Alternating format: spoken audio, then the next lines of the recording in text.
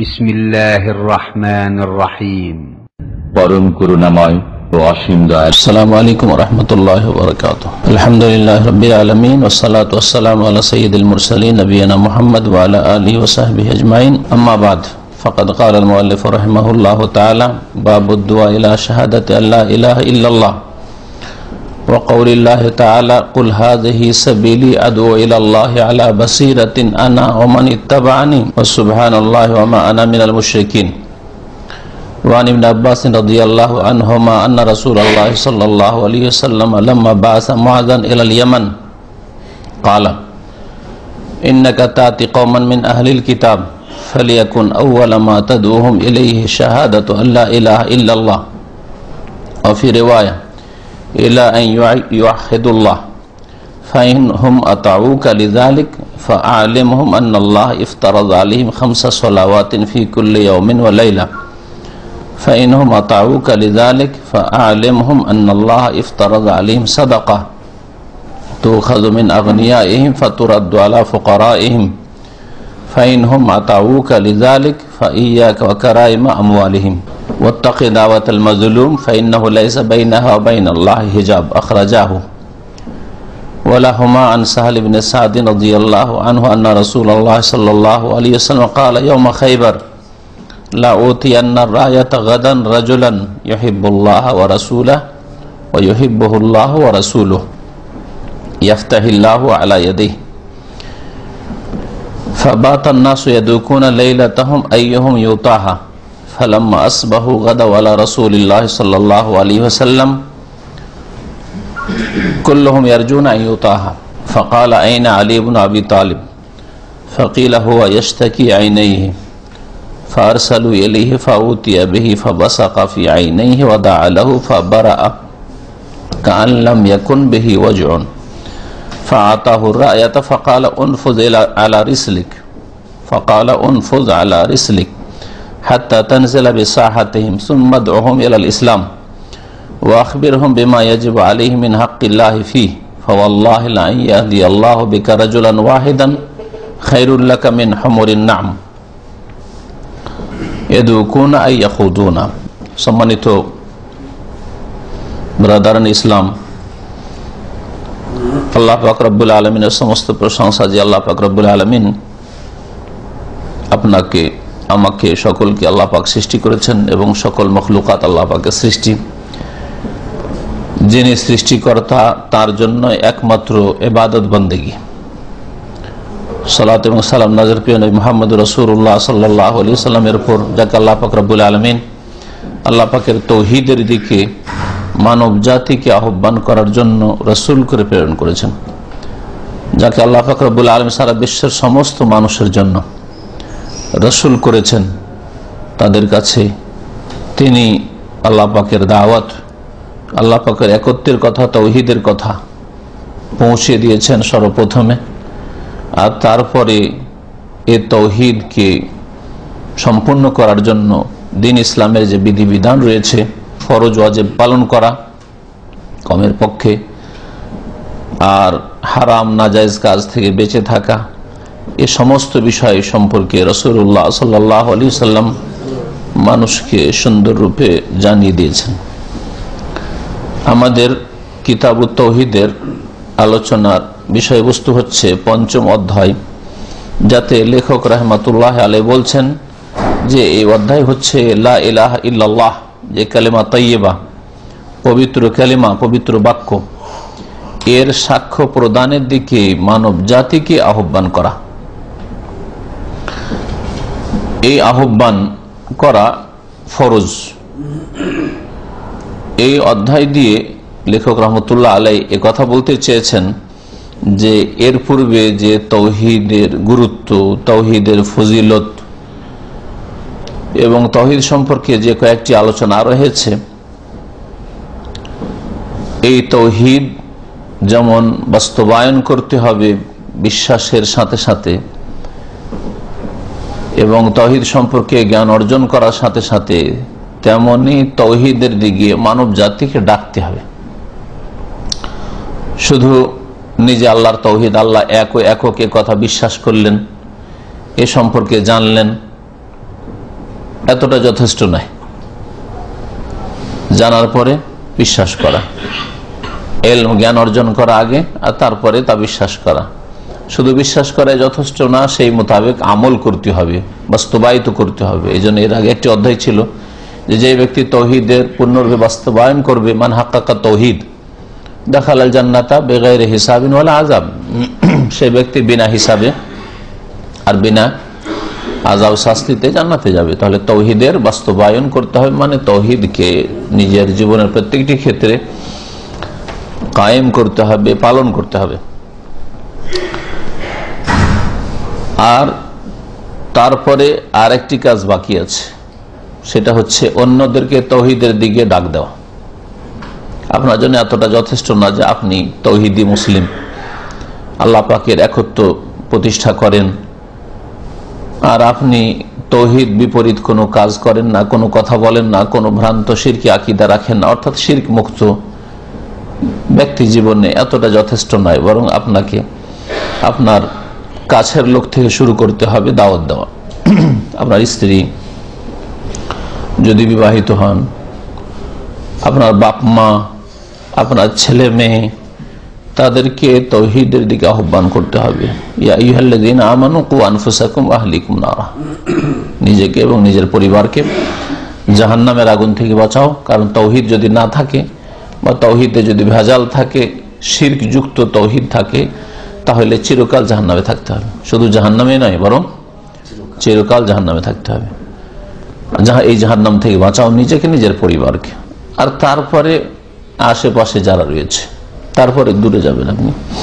গ্রামবাসী, বংশধর, যেসব জায়গায় উঠা বসা করেন, যেসব জায়গায় কাজকর্ম করেন, যেখানে আপনি জীবনযাপন করেন, যেখানে আপনি থাকেন, বা যাদের সাথে চলাফেরা করেন, যাদের সাথে আপনার যোগাযোগ রয়েছে অথবা যোগাযোগ সম্ভব যে কোনো মাধ্যম দিয়ে, যেসব মাধ্যমগুলি আজকাল রয়েছে বা আগেও ছিল, আগে হয়তো মাধ্যম সীমিত ছিল, এখন মাধ্যম আলহামদুলিল্লাহ অনেক বেড়েছে, সেসব মাধ্যম দিয়ে আপনি তৌহিদের দাওয়াত দিবেন।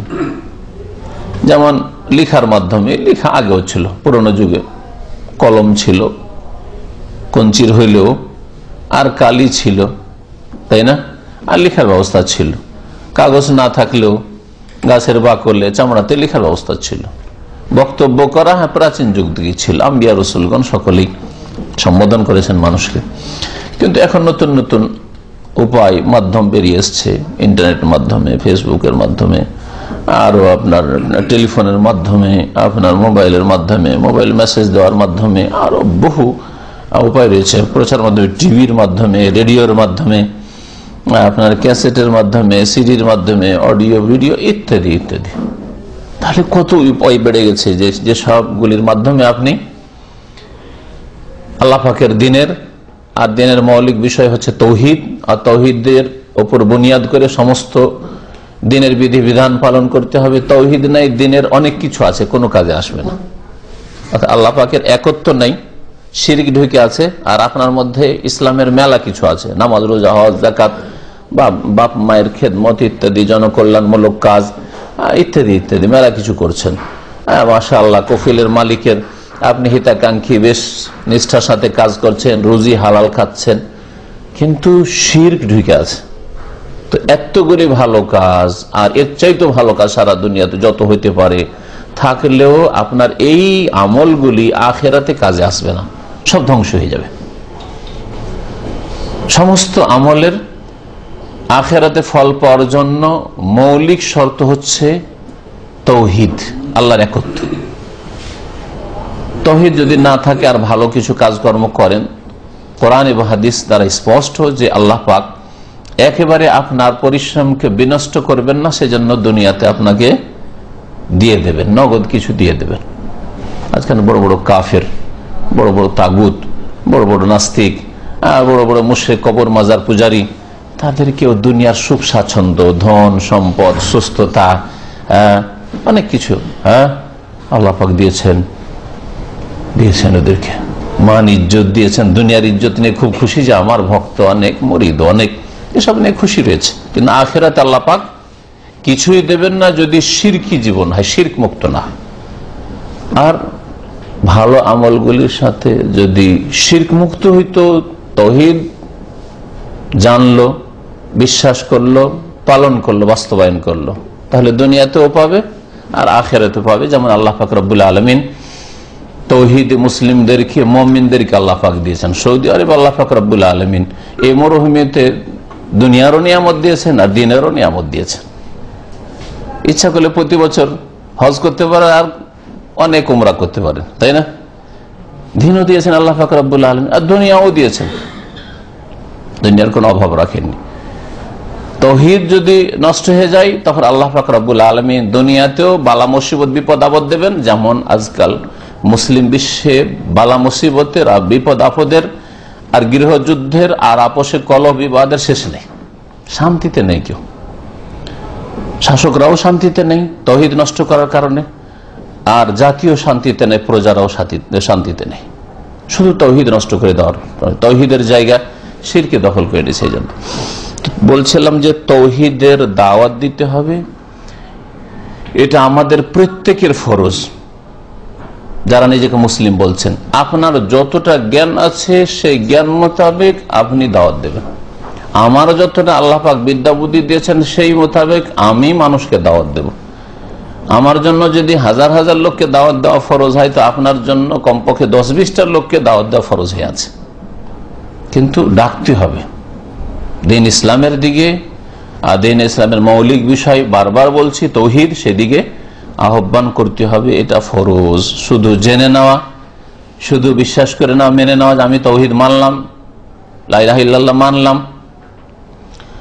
আর পালন করা যথেষ্ট নয়, বরং সেদিকে আহ্বান করতে হবে। তাই লেখক বলছেন এই অধ্যায় হচ্ছে কি সম্পর্কে? আর দোয়া মানে আহ্বান করা, দোয়া মানে আহ্বান করা, দাওয়াত মানে আহ্বান করা। আর দাওয়াত ও দোয়া একই অর্থ, দা ইয়াদু দোয়ান মাসদার হয়, আর দা ইয়াদু দাওয়াতান মাসদার দুটোই হয়। দা মানে হচ্ছে আহ্বান করা। দোয়াকে আল্লাহ পাকের কাছে দোয়া করাকে কেন দোয়া বলা হয়? আল্লাহকে আহ্বান করেছেন, আল্লাহকে ডাকছেন, আপনি আল্লাহর কাছে কিছু চাইছেন, আল্লাহকে ডাকছেন, ইয়া আল্লাহ, ইয়া রব, যে ভাষায় চান, সেই জন্য আল্লাহর কাছে যাচ্ছা করাকে দোয়া বলা হয়। আর কোন মানুষকে আপনি ডাকছেন, আসেন, এই যে ডাকলেন, এটাও দোয়া বা দাওয়াত।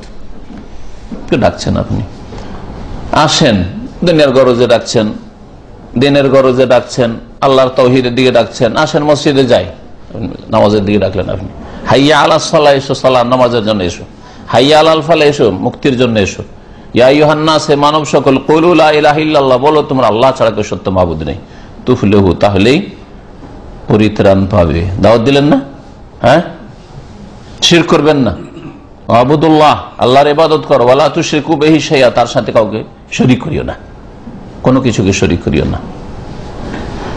তো এই হচ্ছে লা ইলাহা ইল্লাল্লাহ, আল্লাহ ছাড়া কেউ সত্য মাবুদ নেই। আল্লাহ ছাড়া কারো যদি ইবাদত হয়, কারো সামনে ঝুঁকা হয়, কাউকে সিজদা করা হয়, কারো কাছে ফরিয়াদ করা, চাওয়া হয়, রোগের আরোগ্য, ছেলে মেয়ে চাওয়া হয়, মনের কামনা বাসনা পূরণ করা চাওয়া হয়, কারোর জন্য যদি জবাই করা হয়, কারোর জন্য মান্নাত করা হয় যে বাবাকে রাজি করব, কারো যদি আল্লাহর বিধান বাদ দিয়ে কারো বিধান মানা হয় বিশ্বাস করে যে এতেই কল্যাণ রয়েছে, এই সবগুলি হচ্ছে লা ইলাহা ইল্লাল্লাহকে নষ্ট করা, আর যার অপর নাম হচ্ছে শিরক। লা ইলাহা ইল্লাল্লাহ হচ্ছে তাওহীদ, আর এর বিপরীত হচ্ছে শিরক। লা ইলাহা ইল্লাল্লাহর দিকে দাওয়াত দেওয়া ফরজ, এই কথা বোঝানোর জন্য আজকের এই আলোচনা। লেখক রাহমাতুল্লাহ আলাইহি তারপরে কোরআনে কারীমের একটি আয়াত নিয়ে এসেছেন, সূরা ইউসুফের আয়াত নম্বর 108। মহান আল্লাহ ইরশাদ করেছেন, কুল হাযিহি সাবিলি, হে নবী তুমি জানিয়ে দাও, মানুষকে বলে দাও, ঘোষণা করে দাও, হাযিহি সাবিলি, এটা হচ্ছে আমার রাস্তা।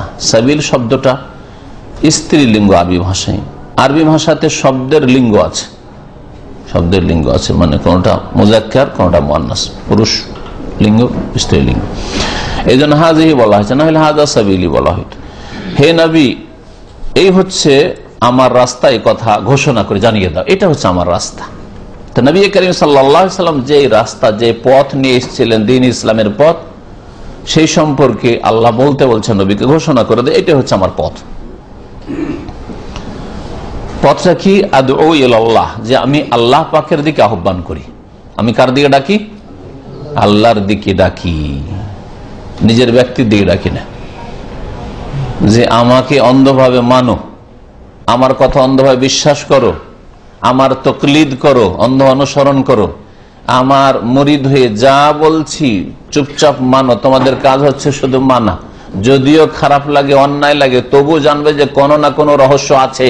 পীর যা বুঝে তোমরা বুঝো না, কারণ ওরা কাশফের মাধ্যমে দেখে, ওরা মারেফত হাকিকাত সব বুঝে, তুমি কিছুই বুঝো না। এসব ইসলামে নেই, এগুলি কুফরিয়া কথা। আদু ইলাল্লাহ, আল্লাহর দিকে ডাকছি। আর আল্লাহর দিকে ডাকছি, আল্লাহর কথা কোরআনে কারিমে আছে, রাসূলুল্লাহ সাল্লাল্লাহু আলাইহি ওয়াসাল্লামের হাদিসে আছে। সুতরাং এমন কিছু কথা কাজের দিকে ডাকছেন যেটা মানুষ বুঝছে না, যে ভাই বলছেটা কি, বলছেটা কি, উল্টো কথা। এটা তো মদে যাই নামাজ ডুবিয়ে বলছে যে কি করো, নামাজ পড়ো। বলছে পড়েন, কারণ পীর সাহেব বলছেন, পীরদের কিতাবে রয়েছে, হক্কানি যাদেরকে বলে তাদের কিতাবে রয়েছে, বুঝতে পারছেন। যদি আপনাকে বলে স্বামী স্ত্রী গেছেন পীর বাবার সাথে দেখা করতে, যান আপনি বাইরে বসেন, আপনার স্ত্রীকে বায়াত করবো নির্জনে, অসুবিধা নাই, যদিও খারাপ লাগছে মেনে নেন। আউযুবিল্লাহ, এসব কথা ইসলামে নেই, আসলে ইসলাম বিরোধী কথা। আমি যা বলছি সেটাই ঠিক, আমার কথা ভুল হতে পারে না। আমার মুখ দিয়ে শুনে রাখো, আমার মুখ দিয়ে যা বের হচ্ছে সেটা হচ্ছে হক। এগুলো হচ্ছে শিরকি কথা, কুফরি কথা, ইসলাম বিরোধী কথা। আদু ইলাল্লাহ, কার দিকে ডাকছি? আল্লাহর দিকে ডাকছি। আর যদি বলেন আমার মুখ দিয়ে যা বের হচ্ছে সেটাই ঠিক, আর আপনি নবীও নন, রসুলও নন, ওহীও আসে না, তাহলে আপনি নিজের দিকে ডাকছেন, আপনি নিজের দিকে ডাকছেন। এসব কথা বানিয়ে বলছি না। বড় হুজুর কিবলা ভারতের আসে বলছে, শোনো, রশিদ जो बोलता है वही हक है, তার ভাষায় বলছি যে গঙ্গোহী সাহেব যা বলছে সেটাই হক, उनकी जबान से गलत नहीं निकलता है। তার ভাষা, তার কথা, তার মুখ থেকে ভুল কথা বেরোয় না। সুবহান, এইসব শিক্ষা দিয়েছে মুরব্বীরা। এইসব মুরব্বীদের থেকে সতর্ক করছি। আর কোরআন এবং হাদিস মান্যওয়ালা মুরব্বী যদি হয়, তাহলে তাদের অবশ্যই আমরা মানতে বলছি। ইমাম আবু হানিফা এই কথা কখনো বলেননি, ইমাম শাফি, মালিক, আহমেদ, হ্যাঁ, এরা হচ্ছেন কোরআন হাদিসের অনুসারী মুরব্বী, তারা বলেননি যে আমাদের কথা যদি কোরআন হাদিসের বিপরীত হয় ছেড়ে দাও, দেওয়ালে ওই পারে ছুঁড়ে ফেলো। সাহাবীর কথার বিপরীত হয় ওই পাশে ছুঁড়ে ফেলে দাও, কারণ সাহাবী, আমি সাহাবী নই। কোথায় আবু হানিফা, শাফি, মালিক, আহমদ কি আদর্শ শিখাচ্ছেন যে আমাদের কথা যদি কোরআন হাদিসের উল্টো হয়, রসুলের কথার উল্টো হয়, এমনকি সাহাবীর কথার উল্টো হয়, তো কি করো, দেওয়ালের ওই পাশে ছুঁড়ে ফেলে দাও। শুধু নিও না বলেনি, ছুঁড়ে ফেলে দাও। আর রশিদ সাহেব, গঙ্গুহি সাহেব, অমুক সাহেব, তমুক সাহেব, হ্যাঁ পীর সাহেব বলছে যে না, আমাদের মুখ দিয়ে যাবে, আমরা যা করি, বুঝো আর না বুঝো কিছু বলবে না, আমরা খিজিরের দল, আমরা খিজিরের দল। আমাদের কথা খিজিরের সময় যেন মুসা ইতরাজ করেছে, সেই জন্য 3 বারের পরে আউট, তুমি আউট হয়ে যাবে, হ্যাঁ, মরিদ থেকে বেরিয়ে যাবে ওদের খাতা থেকে। এসব ইসলামের নামে কুফরি ঢুকিয়েছে, শিরক কুফরি ঢুকিয়েছে। ইসলামে এই অন্ধত্ব নেই, যে অন্ধত্বকে আরবি ভাষায় তাকলিদ বলা হয়, অন্ধ অনুসরণ নেই। কোরআন এবং হাদিস পড়েন, চর্চা করেন, আর তারপরে নিজেই ফতোয়াবাজি করেন না, আলেমদের শরণাপন্ন হন, আর আলেমদের পরামর্শ মোতাবেক চলেন, গাইড অবশ্যই নেন, কিন্তু চোখ খুলে যে বাবা ইয়া আলেম আসলে জান্নাতের দিকে নিয়ে যাচ্ছে না জাহান্নামের দিকে, তৌহিদ সুন্নতের দিকে নিয়ে যাচ্ছে, নবীর দিকে নিয়ে যাচ্ছে না উল্টো দিকে কোথাও নিয়ে যাচ্ছে। আদু ইলাল্লাহ, আল্লাহর দিকে ডাকি, আল্লাহর দিকে ডাকি। অধিকাংশ মানুষ আল্লাহর দিকে ডাকে না। যারা অধিকাংশ মানুষ ডাকেই না, বলেই না, মুখ বন্ধ, আর বললে অন্যায় কথা বলে, বাতিলের দিকে ডাকছে। বাতিল পন্থীর দল ভারী পৃথিবীতে সবসময় এখনো, তাই না? আর অল্প কিছু লোক যদি ভালো কথার দিকে ডাকে, ওইখানেও স্বার্থ থাকে যে আমার যাতে স্বার্থ পুরা হয়, আমার যে টার্গেট আছে, আমার লক্ষ্য উদ্দেশ্য আছে, জনপ্রিয়তা, আমাকে জিহুজিরি করুক ইত্যাদি, এইসব গরজ যদি চলে আসে, তাহলে আদু ইলাল্লাহ করলো না, আল্লাহর দিকে ডাকলো না, নিজের ব্যক্তি গরজ। তাহলে তার স্বার্থে সামান্য একটু ব্যাঘাত ঘটলে একেবারে কোনো সম্পর্ক নেই আপনার সাথে, কোনো সম্পর্ক নেই আপনার সাথে। ইখলাস নেই, যারা কাজ করে তাদের অধিকাংশের মধ্যে ইখলাস নেই, আর অধিকাংশরা তার আগে কাজ করে না, মানে দিনের দাওয়াত দেয় না, দিন ইসলামের দিকে ডাকে না। আর অল্প কিছুই লোক আছে যারা রাসূলুল্লাহ সাল্লাল্লাহু আলাইহি ওয়াসাল্লামের আদর্শ মোতাবেক আদু ইলাল্লাহ, আল্লাহর দিকে ডাকে। আল্লাহর দিকে আপনাকে ডাকতে হবে। যেই লোকটিকে আপনি ডাকছেন আল্লাহর দিকে, সে যদি দুনিয়ার গরজে আপনার বিরোধিতা করে, তারপরেও আপনি তার হিতাকাঙ্ক্ষী হয়ে দিনের দিকে আহ্বান করবেন। সে দুনিয়ার জন্য আপনার সাথে হিংসা রাখে, বিদ্বেষ রাখে, শত্রুতা রাখে, কিন্তু দিনের খাতিরে আপনি, আল্লাহর খাতিরে আপনি তাকে জাহান্নামের রাস্তা থেকে বের করার চেষ্টা করবেন। এমন না যে তুই যখন দুনিয়ার ক্ষেত্রে শত্রুতাই করিস, তাহলে যা জাহান্নামে, যা শিরক বিদআত করে, যা বেনামাজি জাহান্নামে, তোকে আবার নামাজের কথা বলার কি আছে, তাই না? না, কখন না। তাহলে আপনি দুনিয়ার গরজ রাখেন। আল্লাহ বলছেন আদু ইলাল্লাহ, বলো হে নবী যে আল্লাহর দিকে আমি ডাকি, আল্লাহর দিকে ডাকবেন। এক কথা ইখলাসের কথা এখানে শেখানো হয়েছে, নিষ্ঠা, আল্লাহর জন্য করা, আল্লাহর জন্য বলা। তারপরে বলা হয়েছে আলা বাসিরাতিন, জ্ঞানের সাথে। বসিরত, বাসার হচ্ছে এই দৃষ্টি শক্তি, এজন্য চক্ষুকে আয়না বলে, বাসার বলা হয়। ওয়ালা আবসারিহিম গিশাওয়া, হ্যাঁ, তো চোখকে বলা হয় বাসার। তো চোখ দিয়ে মানুষ দেখে, বাসারের কাজ করে। আর অন্তরের যে দৃষ্টি আছে, অন্তরের একটা দৃষ্টি আছে, তাই না? অন্তর দিয়ে ভালো মন্দকে কিন্তু দেখেন আপনি, লোকটা ভালো বলছে না মন্দ বলছে, ওটা না মন্দ করছে, লোকটা ভালোর দিকে যাচ্ছে না মন্দর দিকে যাচ্ছে, অন্তর দিয়ে বুঝেন না লোকটার উদ্দেশ্য ভালো না মন্দ, এটা কিন্তু চোখে না মনে বুঝছেন আপনি। তো অন্তরের দৃষ্টি আছে, এই অন্তরের দৃষ্টিকে বলা হয় বসিরত। আল্লাহ বলছেন আল্লাহর দিকে ডাকবে নবী বসিরতের সাথে, মানে অন্তর্দৃষ্টি খোলা রেখে, চোখ খুলে ডাকতে হলে কি করতে হবে? জ্ঞান লাগবে। আপনি যেই কথার দিকে ডাকছেন সেটা কি ইসলাম, সেটা কি তৌহিদ, সেটা কি সুন্নাত, না সেটা শিরিক, সেটা বিদআত, সেটা ইসলাম নয়, সেটা দেখার বিষয়।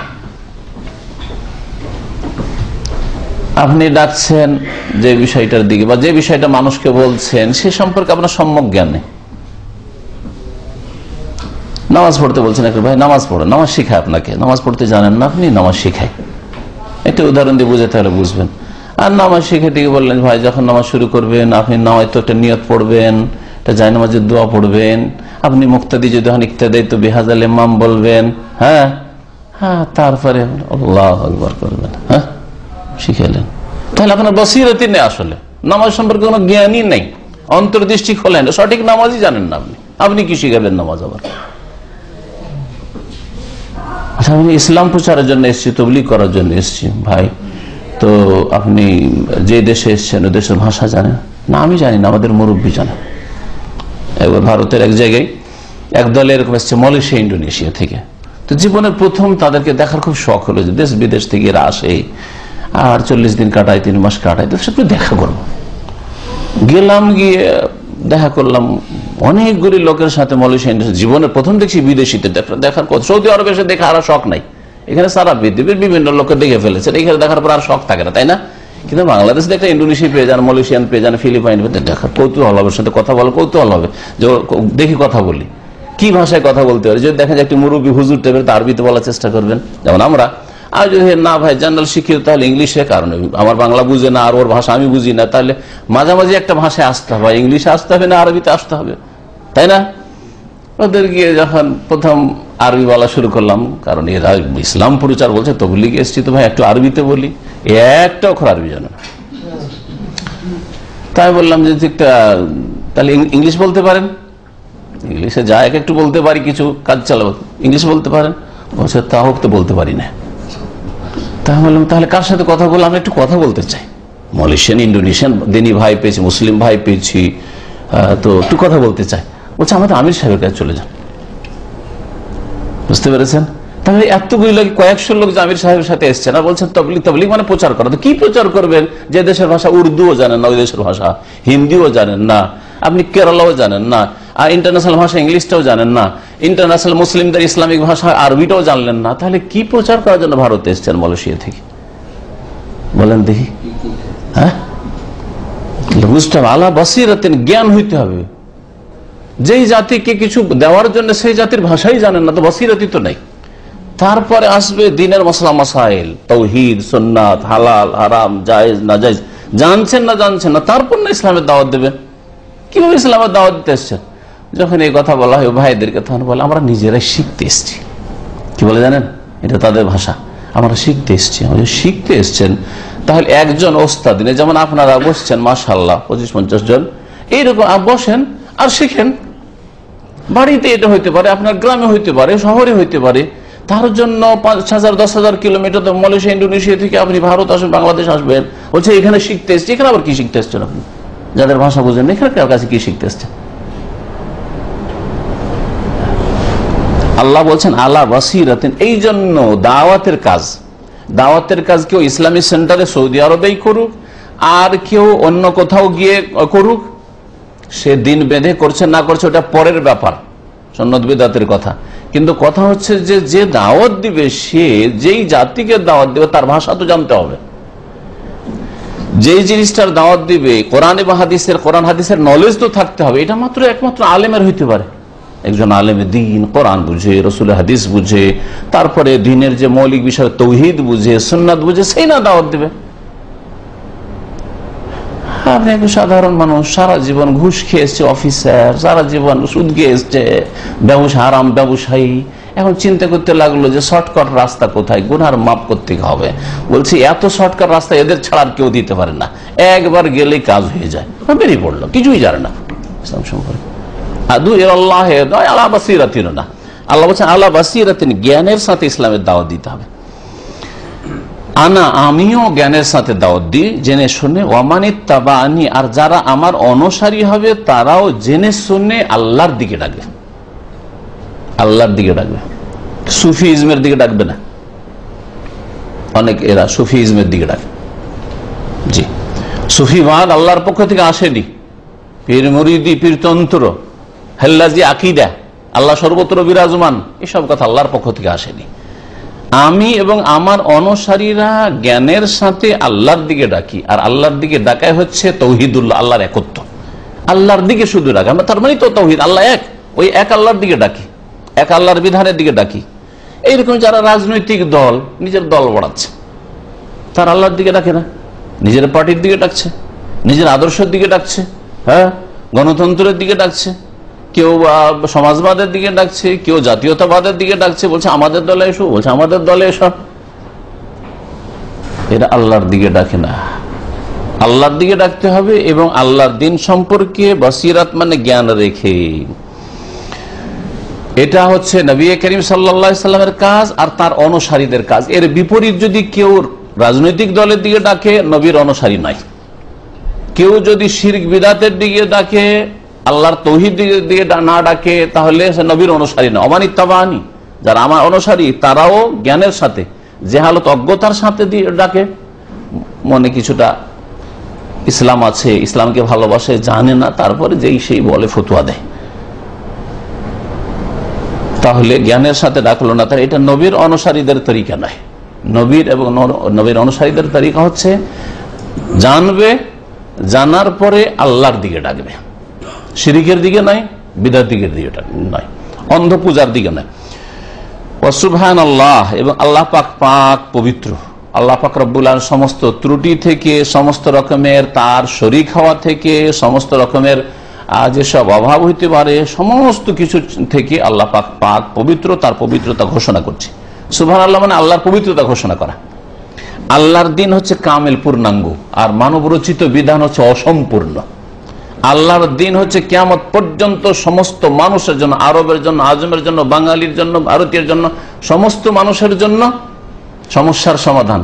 আর মানুষের আইন যেই যুগে তৈরি হলো 5 বছরে চলে না, অচল হয়ে যাচ্ছে। 10 বছর পর, 50 বছর পর চলা তো অসম্ভব কথা।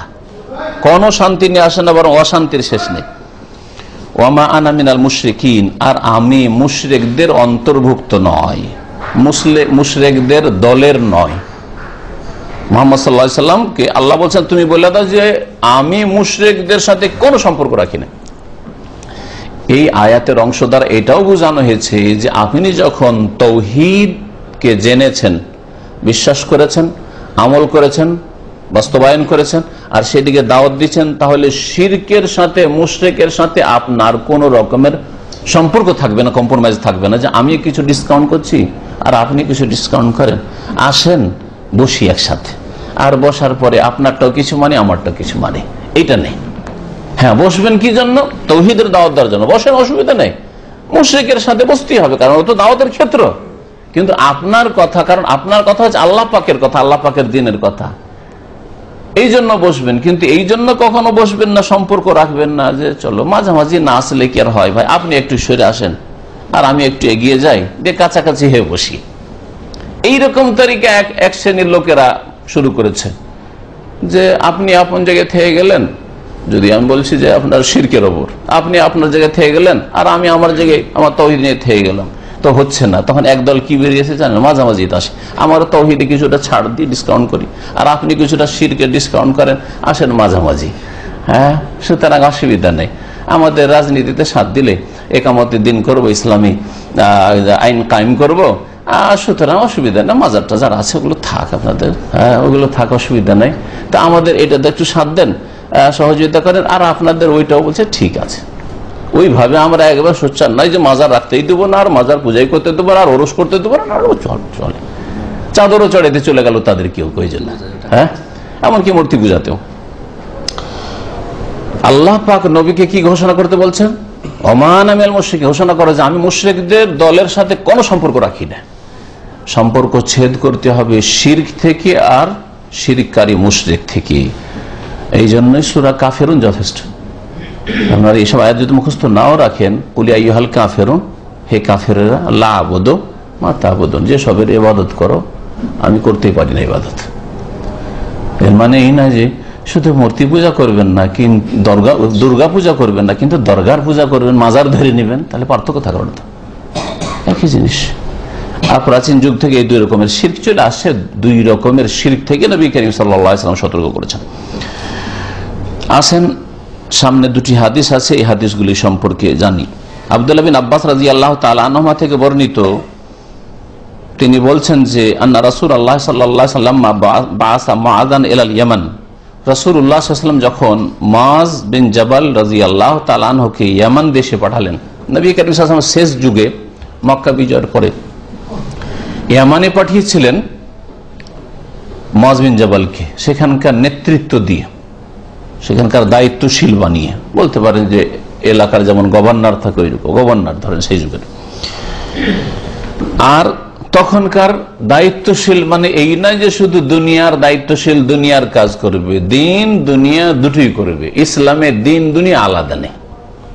হ্যাঁ, ইসলামে দিন দুনিয়া আলাদা নেই। মুসলিমরা যখন দিন দুনিয়াকে আলাদা করেছে, যার নাম হচ্ছে সেকুলারিজম, ধর্ম আপনার মসজিদে আর ধর্ম শিখবেন মাদ্রাসায়, আর দুনিয়া আমরা ডাক্তার হব, ইঞ্জিনিয়ার হব, স্কুল কলেজ ইউনিভার্সিটি, রাজনীতি করবো আমরা আপনার পার্লামেন্টে, হ্যাঁ আদালত আমরা চালাবো মানবরচিত বিধান দিয়ে, আর আপনারা মসজিদে আপনাদের ইমামতি নেতৃত্ব দেন। এইভাবে যখন মুসলিমরা ভাগ করেছে দিন দুনিয়াকে আলাদা, তখন আল্লাহ পাক তাদেরকে লাঞ্ছিত করে দিয়েছেন। অধিকাংশ মুসলিমরা আজকাল বুঝুক আর না বুঝুক সেকুলার ধর্ম নিরপেক্ষতা বিশ্বাসী, দিন আলাদা দুনিয়া আলাদা। আলেম হুজুররা আবার রাজনীতি কি, তোমরা মসজিদে মাদ্রাসায়, আর আমরা রাজত্ব করি, আমরা মসজিদে নাই। অথচ আল্লাহ পাক কোরআনে কারীমে দোয়া শেখাচ্ছেন সবচেয়ে ব্যাপক অর্থপূর্ণ দোয়া, রব্বানা আতিনা ফিদ দুনিয়া হাসানা ওয়া ফিল আখিরাতি হাসানা। আল্লাহ হে আমাদের রব, দুনিয়ারও কল্যাণ দাও আর আখিরাতেরও কল্যাণ দাও। ডাক্তার ইঞ্জিনিয়ারও বানাও, আর তার সাথে সাথে নামাজি ধার্মিক আল্লাহর দিনের দায়ীও বানাও। এই নয় যে আল্লাহর দিনের দায়ী হবে, সে দুনিয়ার কোনো খোঁজ খবর রাখবে না, শুধু মসজিদ পর্যন্ত দৌড়, মোল্লার দৌড় মসজিদ। আর যে ডাক্তার ইঞ্জিনিয়ার হবে, সে দিনের মসজিদের কোনো খোঁজ খবর রাখবে না, নামাজ কত রাকাত ফরজ দিনে তাও খবর রাখবে না। এইটা চলবে না। এইরকম মুসলিম ডাক্তার ইঞ্জিনিয়ার নিয়ে কোনো ফায়দা নেই উম্মতে মুসলিমার। এইরকম বৈজ্ঞানিক বেদিন মুসলিম সমাজের মুনাফিক বৈজ্ঞানিক নিয়ে কোনো লাভ নেই। এই জন্য মুসলিম জাতির কোনো উন্নতি নেই, অধঃপতন আর অধঃপতন। রাসূলুল্লাহ সাল্লাল্লাহু আলাইহি সাল্লাম যাকেই যেখানে পাঠিয়েছেন দিন দুনিয়া দুটোই নিয়ে চলেছেন। আর আলহামদুলিল্লাহ আজ পর্যন্ত সৌদি আরবে এটা আছে। সৌদি আরবে যারা বড় বড় কাজী, সুপ্রিম কোর্টের, হাইকোর্টের, সাধারণ কোর্টের কাজী, তারা শরিয়ার উপর পিএইচডি করার লোক। তারাকে পশ্চিমা দেশের কাফেরদের ল পড়ে আসতে হয় না, যে ব্যারিস্টার হয়ে আসতে হবে, হ্যাঁ ল পড়ে আসতে হবে দুনিয়ার মানব রচিত বিধানের, তাহলে কাজী আর জজ হবে, সব কথা নেই, তাই না? তাহলে দিন দুনিয়া একসাথে চলছে। মাদ্রাসা, এখানকার মাদ্রাসা, এখানে মাদ্রাসা মানে স্কুল, আর আমাদের দেশে মাদ্রাসা মানে কেমন মানে সেকুলারিটি হয়ে গেছে। যদি মাদ্রাসা বলা হয় তোমার ধর্মীয় প্রতিষ্ঠান, আর যদি স্কুল বলা হয় বা বিদ্যালয় বলা হয় তো দুনিয়ার শিক্ষার জায়গা। স্কুলে দিন নেই আর মাদ্রাসাতে দুনিয়া নেই, ভাগ করে দিয়েছে। এই জন্য লাঞ্ছিত হয়ে গেছে মুসলিমরা। সৌদি আরবে যেটুকু কল্যাণ আছে, এই জন্যই কল্যাণ আছে যে এখানে দিন দুনিয়া একসাথে শিক্ষা হয়। 1 ক্লাস থেকে শুরু করে 12 ক্লাস পর্যন্ত যেমন ইসলাম পুরোপুরি তাওহীদ, হাদিস, ফিকহ সবগুলি সাবজেক্ট পড়াশোনা করে, তেমনি অঙ্ক, হ্যাঁ সায়েন্স, আরো যেগুলি লাগে দুনিয়ার সায়েন্সের যতগুলি পার্টস আছে সবগুলি পড়াশোনা। তারপরে 12 ক্লাসের পরে একজন চলে গেল শরিয়াতে স্পেশালিস্ট হবে, ইসলামের উপর, ইসলামিক স্টাডিজে, আর একজন চলে গেল মেডিকেলে, আর একজন চলে গেল ইঞ্জিনিয়ারিং এ, আর একজন চলে গেল আর কিছুতে। বুঝতে পেরেছেন? এর নাম হচ্ছে দিন ইসলাম। আসলে নবী করিম সাল্লাল্লাহু আলাইহি ওয়াসাল্লাম যাকেই দায়িত্বশীল বানিয়ে পাঠিয়েছেন, মসজিদের শুধু হুজুর বানিয়ে পাঠাননি। হ্যাঁ, যেমন মসজিদের শুধু হুজুর বানিয়ে পাঠাননি, তেমনি দুনিয়ার শুধু নিছক শাসক বানিয়ে পাঠাননি যে দিনের সাথে সম্পর্ক নেই, না, দুটোই একসাথে। রাসূলুল্লাহ সাল্লাল্লাহু আলাইহি ওয়াসাল্লাম মুআয বিন জাবালকে যখন ইয়ামানে পাঠালেন, কালা, তখন বললেন, ইন্নাকা তাতি কওমান মিন আহলিল কিতাব, দেখো তুমি যাচ্ছ, আতায়াতি মানে আসা, আসছো বা যাচ্ছ এমন এক সম্প্রদায়ের কাছে যারা হচ্ছে আহলি কিতাবদের। আহলি কিতাব মানে যাদের কাছে বিগত যুগে আল্লাহ পাক কিতাব নাযিল করেছিলেন কোন নবীর মাধ্যমে, হয় মূসা আলাইহিস সালামের অনুসারী যারা নিজেদের নাম ইহুদি পরে বাছাই করেছিল, মূসা আলাইহিস সালাম এই নাম দেননি কিন্তু, আর না হলে ঈসা আলাইহিস সালামের অনুসারী হওয়ার দাবিদার যারা নিজের নাম নাসারা বা খ্রিস্টান আর নিজেরা নামকরণ করেছিল, ঈসা আলাইহিস সালামের অনুসরণের দাবিদার তারা আহলি কিতাব, তাদের কাছে ইনজিল আল্লাহ দিয়েছিলেন। আর মূসা আলাইহিস সালামের অনুসরণের দাবিদার যারা, তারাও আহলি কিতাব। আহলি কিতাবরা বসবাস করতো ইয়ামান দেশে। ইয়ামান মক্কাতুল মুকাররমা থেকে দক্ষিণ দিকে কিছু দূর, কয়েকশো কিলোমিটার গেলেই তখন দক্ষিণ দিকটাকে ইয়ামান বলা হইতো।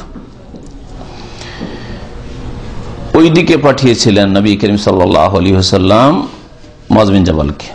সেখানে গিয়ে তুমি কি করবে এ কথা শেখাচ্ছেন। তারপর নবী সাল্লাল্লাহু আলাইহি ওয়াসাল্লাম বললেন, তুমি এমন একটা জাতির কাছে যাচ্ছ যারা আহলে কিতাব। এর দ্বারা বোঝা যায় যে যেখানে আপনি যাচ্ছেন বা যাদের সামনে আপনি আলোচনা করতে যাচ্ছেন তাদের অবস্থা একটু বুঝে নিতে হবে। সব মানুষকে একই লাঠি দিয়ে আপনি হাঁকাবেন, এটা চলবে না, তাই না? একটা কোম্পানিতে গেছেন, সব ক্লিনার, তাদের লেখাপড়ার যোগ্যতা ক্লাস 4। আর এক জায়গায় গেছেন ইউনিভার্সিটির মধ্যে, কিং ফাহাদ পেট্রোলিয়াম ইউনিভার্সিটি, সবগুলি ওপরে একবার, অনার্সের ওপরে। তাহলে দুই জায়গার আলোচনা একই রকম না? কখনো না। তাহলে জায়গা বিশেষে কথা বলতে হয়। একটা আপনি একেবারে মূর্খ অশিক্ষিত লোককে ইসলামের ব্যক্তি পর্যায়ে একজন একজন করে ধান ইসলামের দাওয়াত দিচ্ছেন, আর একজন একেবারে শিক্ষিত নেতা, চেয়ারম্যান আপনার এলাকার, দেশের যে অবস্থা ওটা দিয়ে উদাহরণ দিয়ে আপনাকে, একজন দেশের চেয়ারম্যান, নেতৃত্ব আছে, ওর কাছে একটা অহংকার আছে নেতৃত্বের, স্বাভাবিক মানুষের মধ্যে। আর একজন হচ্ছে হুজুর, ওর কাছে কিছু জ্ঞান আছে ইসলাম সম্পর্কে, ভুল জ্ঞানও থাকতে পারে, শিরক বিদআত থাকতে পারে, কিন্তু হুজুর। আর একজন হচ্ছে একেবারে সাধারণ সাদা সিধা মানুষ, আল্লাহ ভীরু, কিন্তু ইসলাম সম্পর্কে জানে না। 3 শ্রেণীর লোক হলো না? 3 জনকে একই রকম ভাবে বুঝাবেন আপনি? 3 জনের সাথে 3 রকম কথা বলতে হবে। এই জন্য নবী করিম সাল্লাল্লাহু আলাইহি ওয়াসাল্লাম বলে দিলেন যে এলাকায় যাচ্ছ ওখানকার লোকের আহলি কিতাব, মানে ওদের কাছে আল্লাহ সম্পর্কে, পরকাল সম্পর্কে কিছু নলেজ আছে, কিন্তু তারা ধর্মকে বিকৃত করে ফেলেছে। তার জন্য তাদের মধ্যে কুসংস্কার চলে এসছে, শিরক কুফরি ঢুকে গেছে, বিভিন্ন অন্যায় ঢুকে গেছে, কিন্তু তাদের কাছে নলেজ আছে, তাদের মধ্যে তাদের মুরব্বীরা আছে। সুতরাং তাদের সাথে কথা বললে বড় কৌশলের সাথে, যেমন ভাবে কথা বলতে হয়। এই কথা বলার জন্য শুধু বললেন যে আহলে কিতাবদের কাছে তুমি যাচ্ছ, ফালিয়াকুন আউয়ালা মা তাদউহুম ইলাইহি শাহাদাতু আল্লা ইলাহা ইল্লাল্লাহ, তো যেন হয় সর্বপ্রথম তোমার আহ্বান, তোমার দাওয়াত, তুমি সর্বপ্রথম যে বিষয়টির দিকে আহ্বান করবে, ডাকবে, সেটা যেন হয় কি? শাহাদাতু আল্লা ইলাহা ইল্লাল্লাহ, আল্লাহ ছাড়া কেউ সত্য মাবুদ নেই, আল্লাহ হচ্ছেন সত্য মাবুদ, বাকিগুলি বাতিল, এ কথার সাক্ষ্য প্রদান করবে। এই জন্য দাওয়াত দেবে, তাদেরকে বলবে যে দেখো তোমরা লা ইলাহা ইল্লাল্লাহকে ঠিক করো, আল্লাহ ছাড়া কেউ মাবুদ নেই, আল্লাহ ছাড়া যখন ইবাদত বন্দেগীর হকদার নেই, আল্লাহর কোনো শরীক নেই, আল্লাহর যখন শরীক নেই তখন আল্লাহর কোনো পুত্র নেই, সুতরাং তোমরা কখনো বলবেন না যে ঈসা আল্লাহর পুত্র, খ্রিস্টানরা যেমন বলে, ইহুদিরা যেমন ওজায়ের আল্লাহর পুত্র, কখনো বলবে না যে ওজায়ের আল্লাহর পুত্র, এগুলো কুফরি কথা, কারণ পুত্র বাপের ধন সম্পদে শরীক থাকে, ভাগিদার থাকে। লা ইলাহা ইল্লাল্লাহর উল্টো কথা, এটা কুফরি কথা, শিরকি কথা। এইরকমই যারা বলবে আল্লাহর নূর থেকে নবী পয়দা, আল্লাহর নূর থেকে, আল্লাহর নূরের একটা অংশ তাহলে মুহাম্মদ রাসূলুল্লাহর মধ্যে রয়েছে, সেই ব্যক্তি আল্লাহর সাথে শিরক করলো, আল্লাহর অংশ একটা মুহাম্মদ রাসূলুল্লাহর মধ্যে রয়েছে। যেমন ইবনুল আল্লাহর পুত্র বলা শিরকি কথা, তেমন আল্লাহর নূর থেকে তৈরি কোন নবী, এই কথা বলা হচ্ছে শিরকি কথা, শিরকি আকীদা। নবী করিম সাল্লাল্লাহু আলাইহি ওয়াসাল্লাম লা ইলাহা ইল্লাল্লাহর দিকে দাওয়াত দিতে বললেন। ওয়াফি রিওয়ায়া, আর অন্য কোন বর্ণনায় রয়েছে ইলা আন ইউহিদুল্লাহ, লা ইলাহা ইল্লাল্লাহ। অনেকে মনে করে যে লা ইলাহা ইল্লাল্লাহ দিয়ে ডাকবে মানে শুধু কলেমাটা পড়লেই তো হলো, মন্ত্র মনে করে অনেকে। তাহলে আচ্ছা বলেন দেখি আপনাদেরকে একটা উদাহরণ দিই, লা ইলাহা ইল্লাল্লাহ যদি মন্ত্র হয়, একটা হিন্দুকে আপনাদের কোম্পানি যদি ধরে নেন, সাথে নিলেন, একটু খাওয়াইলেন দাওয়াইলেন, একটু তার সাথে মানে ধরেন একটা আন্তরিকতা মোটামুটি হয়ে গেল, কাছাকাছি বসছেন, সে শুনছে আপনার কথা। অথবা একটা খ্রিস্টানকে, আর তারপরে বললেন যে ভাই লা ইলাহা ইল্লাল্লাহ পড়ে না, ওকে ওর অর্থটাও বললেন না, আর ওর দাবিও বললেন না, ওতে তার জীবনে কি পরিবর্তন আসবে সেটাও বললেন না। বললেন যে লা ইলাহা ইল্লাল্লাহ খুব ভালো একটা কালেমা আছে, বাক্য আছে, এই ওয়ার্ডটা খুবই সুন্দর, কালেমা তৈয়বাকে বলে, খুব পবিত্র আর খুব নেকি এতে রয়েছে, আর এ খুব পুণ্যের কাজ, সুতরাং তুমি লা ইলাহা ইল্লাল্লাহ পড়ে নাও। আচ্ছা একটু সাধারণ মানুষ হিসেবে আপনারা বলেন তো, যে ওই লোকটা মুসলিম হবে? লা ইলাহা ইল্লাল্লাহ অর্থ বুঝলো না, বিশ্বাস অর্থ বুঝলো না, তার মানে বিশ্বাসও জানলো না, শুধু এতটুকু জানলো লা ইলাহা ইল্লাল্লাহ কালেমাটা খুব পবিত্র কালেমা, এটা খুব ভালো জিনিস মুসলমানদের কাছে, আমাকে বললো আমার এক বন্ধু বলতে যে লা ইলাহা ইল্লাল্লাহ বল, আমি বলে ফেললাম, মুসলিম হবে? কখনো মুসলিম হবে না। তাহলে কি বোঝা গেল? যে লা ইলাহা ইল্লাল্লাহ মন্ত্র নয় যে মন্ত্র পাঠ করলে একবারে সবকিছু চেঞ্জ হয়ে গেল, বরং লা ইলাহা ইল্লাল্লাহ এমন একটা বাক্য যার অর্থ জানতে হবে, জানার পরে অন্তরে বিশ্বাস করতে হবে, অন্তরে যে বিশ্বাস হয়েছে এ কথা গোপন রাখলে হবে না, এখন মুখে স্বীকার করতে হবে, একা একা লুকিয়ে স্বীকার করলে হবে না, বরং জানাতে হবে আশেপাশের লোককে যে আমি এখন লা ইলাহা ইল্লাল্লাহর ঘোষণা দিয়ে দিচ্ছি, আল্লাহ ছাড়া আমার কোনো দেবদেবী মাবুদ নয়, আর কোনো কবর মাজার মাবুদ না, কোনো পীর ওলিও মাবুদ না, আমার মাবুদ আল্লাহ, ঘোষণা করতে হবে, তখন মুসলিম হইলেন আপনি। আর এর বাস্তব প্রমাণের জন্য মসজিদে যেতে হয়, 5 ওয়াক্ত নামাজে লা ইলাহা ইল্লাল্লাহ পড়ে কলা পড়েছে, এক ওয়াক্ত মসজিদে যান, ওর কাছে কোনো প্রমাণ নাই যে মুসলিম হয়েছে। মুসলিম হওয়ার আগেও মসজিদে যেত না, এখনো যায় না, তাহলে পার্থক্যটা কোথায়? এই জন্য তো মুসলিম আর কাফেরের মাঝে, মুশরিকের মাঝে পার্থক্যকারী হচ্ছে নামাজ। নামাজের মাধ্যমে বোঝা গেল যে না, কালকে পর্যন্ত এই লোকটা হিন্দু ছিল, খ্রিস্টান ছিল, দেখো আজকে মসজিদে যাচ্ছে, তার মানে হ্যাঁ চেঞ্জ হয়ে গেছে, মুসলিম এখন আর সে কাফের মুশরিক নয়। তো লা ইলাহা ইল্লাল্লাহ কোন মন্ত্র নয়, এটা স্পষ্ট করছে বুখারীতে আরো 2 জায়গায় এই বাক্য দিয়ে, এই লা ইলাহা ইল্লাল্লাহটাকে অন্য বাক্য দিয়ে ব্যক্ত করা হয়েছে, এই বাক্য দিয়ে এসেছে। সেটা কি? ওয়াফি রিওয়ায়াতিন, আর একটা বর্ণনায় আছে, আর বুখারীতে ভালো করে আমি তলাশ করলাম, তাতে 2 জায়গায় এভাবে এসেছে, ইলা আন ইউহিদুল্লাহ, মানে কি আছে, ফালিয়াকুন আউয়ালা মা তাদুহুম ইলাইহি ইলা আন ইউহিদুল্লাহ, সর্বপ্রথম যেই কথাটার দিকে ডাকবে সেটা হচ্ছে তারা যেন আল্লাহ পাকের তৌহিদ বাস্তবায়ন করে। ওয়াহাদা ইউহিদু থেকে তৌহিদ, ইউহিদু ওয়াহাদা মাজি, ইউহিদু মুদারি, আর তৌহিদ হচ্ছে ওর মাসদার, তাই না? তাহলে ইলা আন ইউহিদুল্লাহ, তারা যেন আল্লাহর তৌহিদ প্রতিষ্ঠা করে। প্রথম কাজ হচ্ছে আল্লাহর কি করা? তাওহীদ প্রতিষ্ঠা করা। প্রথম কাজ এই নাই যে একজন বলেছেন নামাজ পড়তে যায়, নামাজ পড়ছেন কিন্তু তাওহীদ নাই, এখনো কবর মাজারের শিরক আপনার অন্তরে ঢুকে আছে, এটা প্রথম কাজ নয়। প্রথম কাজ হচ্ছে শিরক, আল্লাহর কোনো পার্টনারশিপ নেই, এর থেকে অন্তরকে মুক্ত করে দিয়ে, কথা কাজকে মুক্ত করে দিয়ে আল্লাহর একত্বে বিশ্বাসী হয়ে তারপরে তখন নামাজ পড়তে যাওয়া। প্রথম কাজ হচ্ছে ইউহিদুল্লাহ, আল্লাহর তাওহীদ কায়েম করবে, আল্লাহর একত্ব প্রতিষ্ঠা করবে, তাওহীদ কায়েম করবে, তাওহীদের রুবুবিয়ত, আল্লাহর কাজে আল্লাহ এক, আল্লাহর কাজে আল্লাহ এক। সৃষ্টিকর্তা কে? রিজিক দাতা কে? আল্লাহ। আইনদাতা বিধানদাতা কে? আল্লাহ। সুতরাং মানব রচিত বিধান বিশ্বাস করবেন না, কখনো সমাধান দিতে পারে না মানুষের সমস্যা, কখনো শান্তি নিয়ে আসতে পারে না। হ্যাঁ, এটা হচ্ছে তাওহীদের রুবুবিয়ত। আর তারপরে তাওহীদ উলুহিয়ত, সমস্ত ইবাদত বন্দেগী আল্লাহর জন্য। বান্দার কাজে, আমার আপনার কাজে আল্লাহর একত্ব প্রতিষ্ঠা করা। আমার কাজ হচ্ছে সিজদা করা, আমার কাজ হচ্ছে রুকু করা, আমার কাজ হচ্ছে দোয়া করা, আমার কাজ হচ্ছে জবাই করা, বিসমিল্লাহ আল্লাহু আকবার, আল্লাহর সন্তুষ্টির জন্য, ওই কোনো বাবা আর দেবদেবীর সন্তুষ্টির জন্য, নৈকট্যের জন্য জবাই করে না। আমার কাজ হচ্ছে মান্নত করা। কার জন্য মান্নত করবো? আল্লাহর জন্য। কেউ যদি মান্নত করে যে আমার ছেলেটা যদি এবার বিদেশ থেকে সহি সালামত ফিরে আসে তো আমি অমুক মাজারে একটা খাসি দেবো, তাহলে এটা হলো শিরক করল। যদিও সে তাহাজ্জুদ সারা জীবন ধরে তাহাজ্জুদ পড়তো, বড় শিরক করল।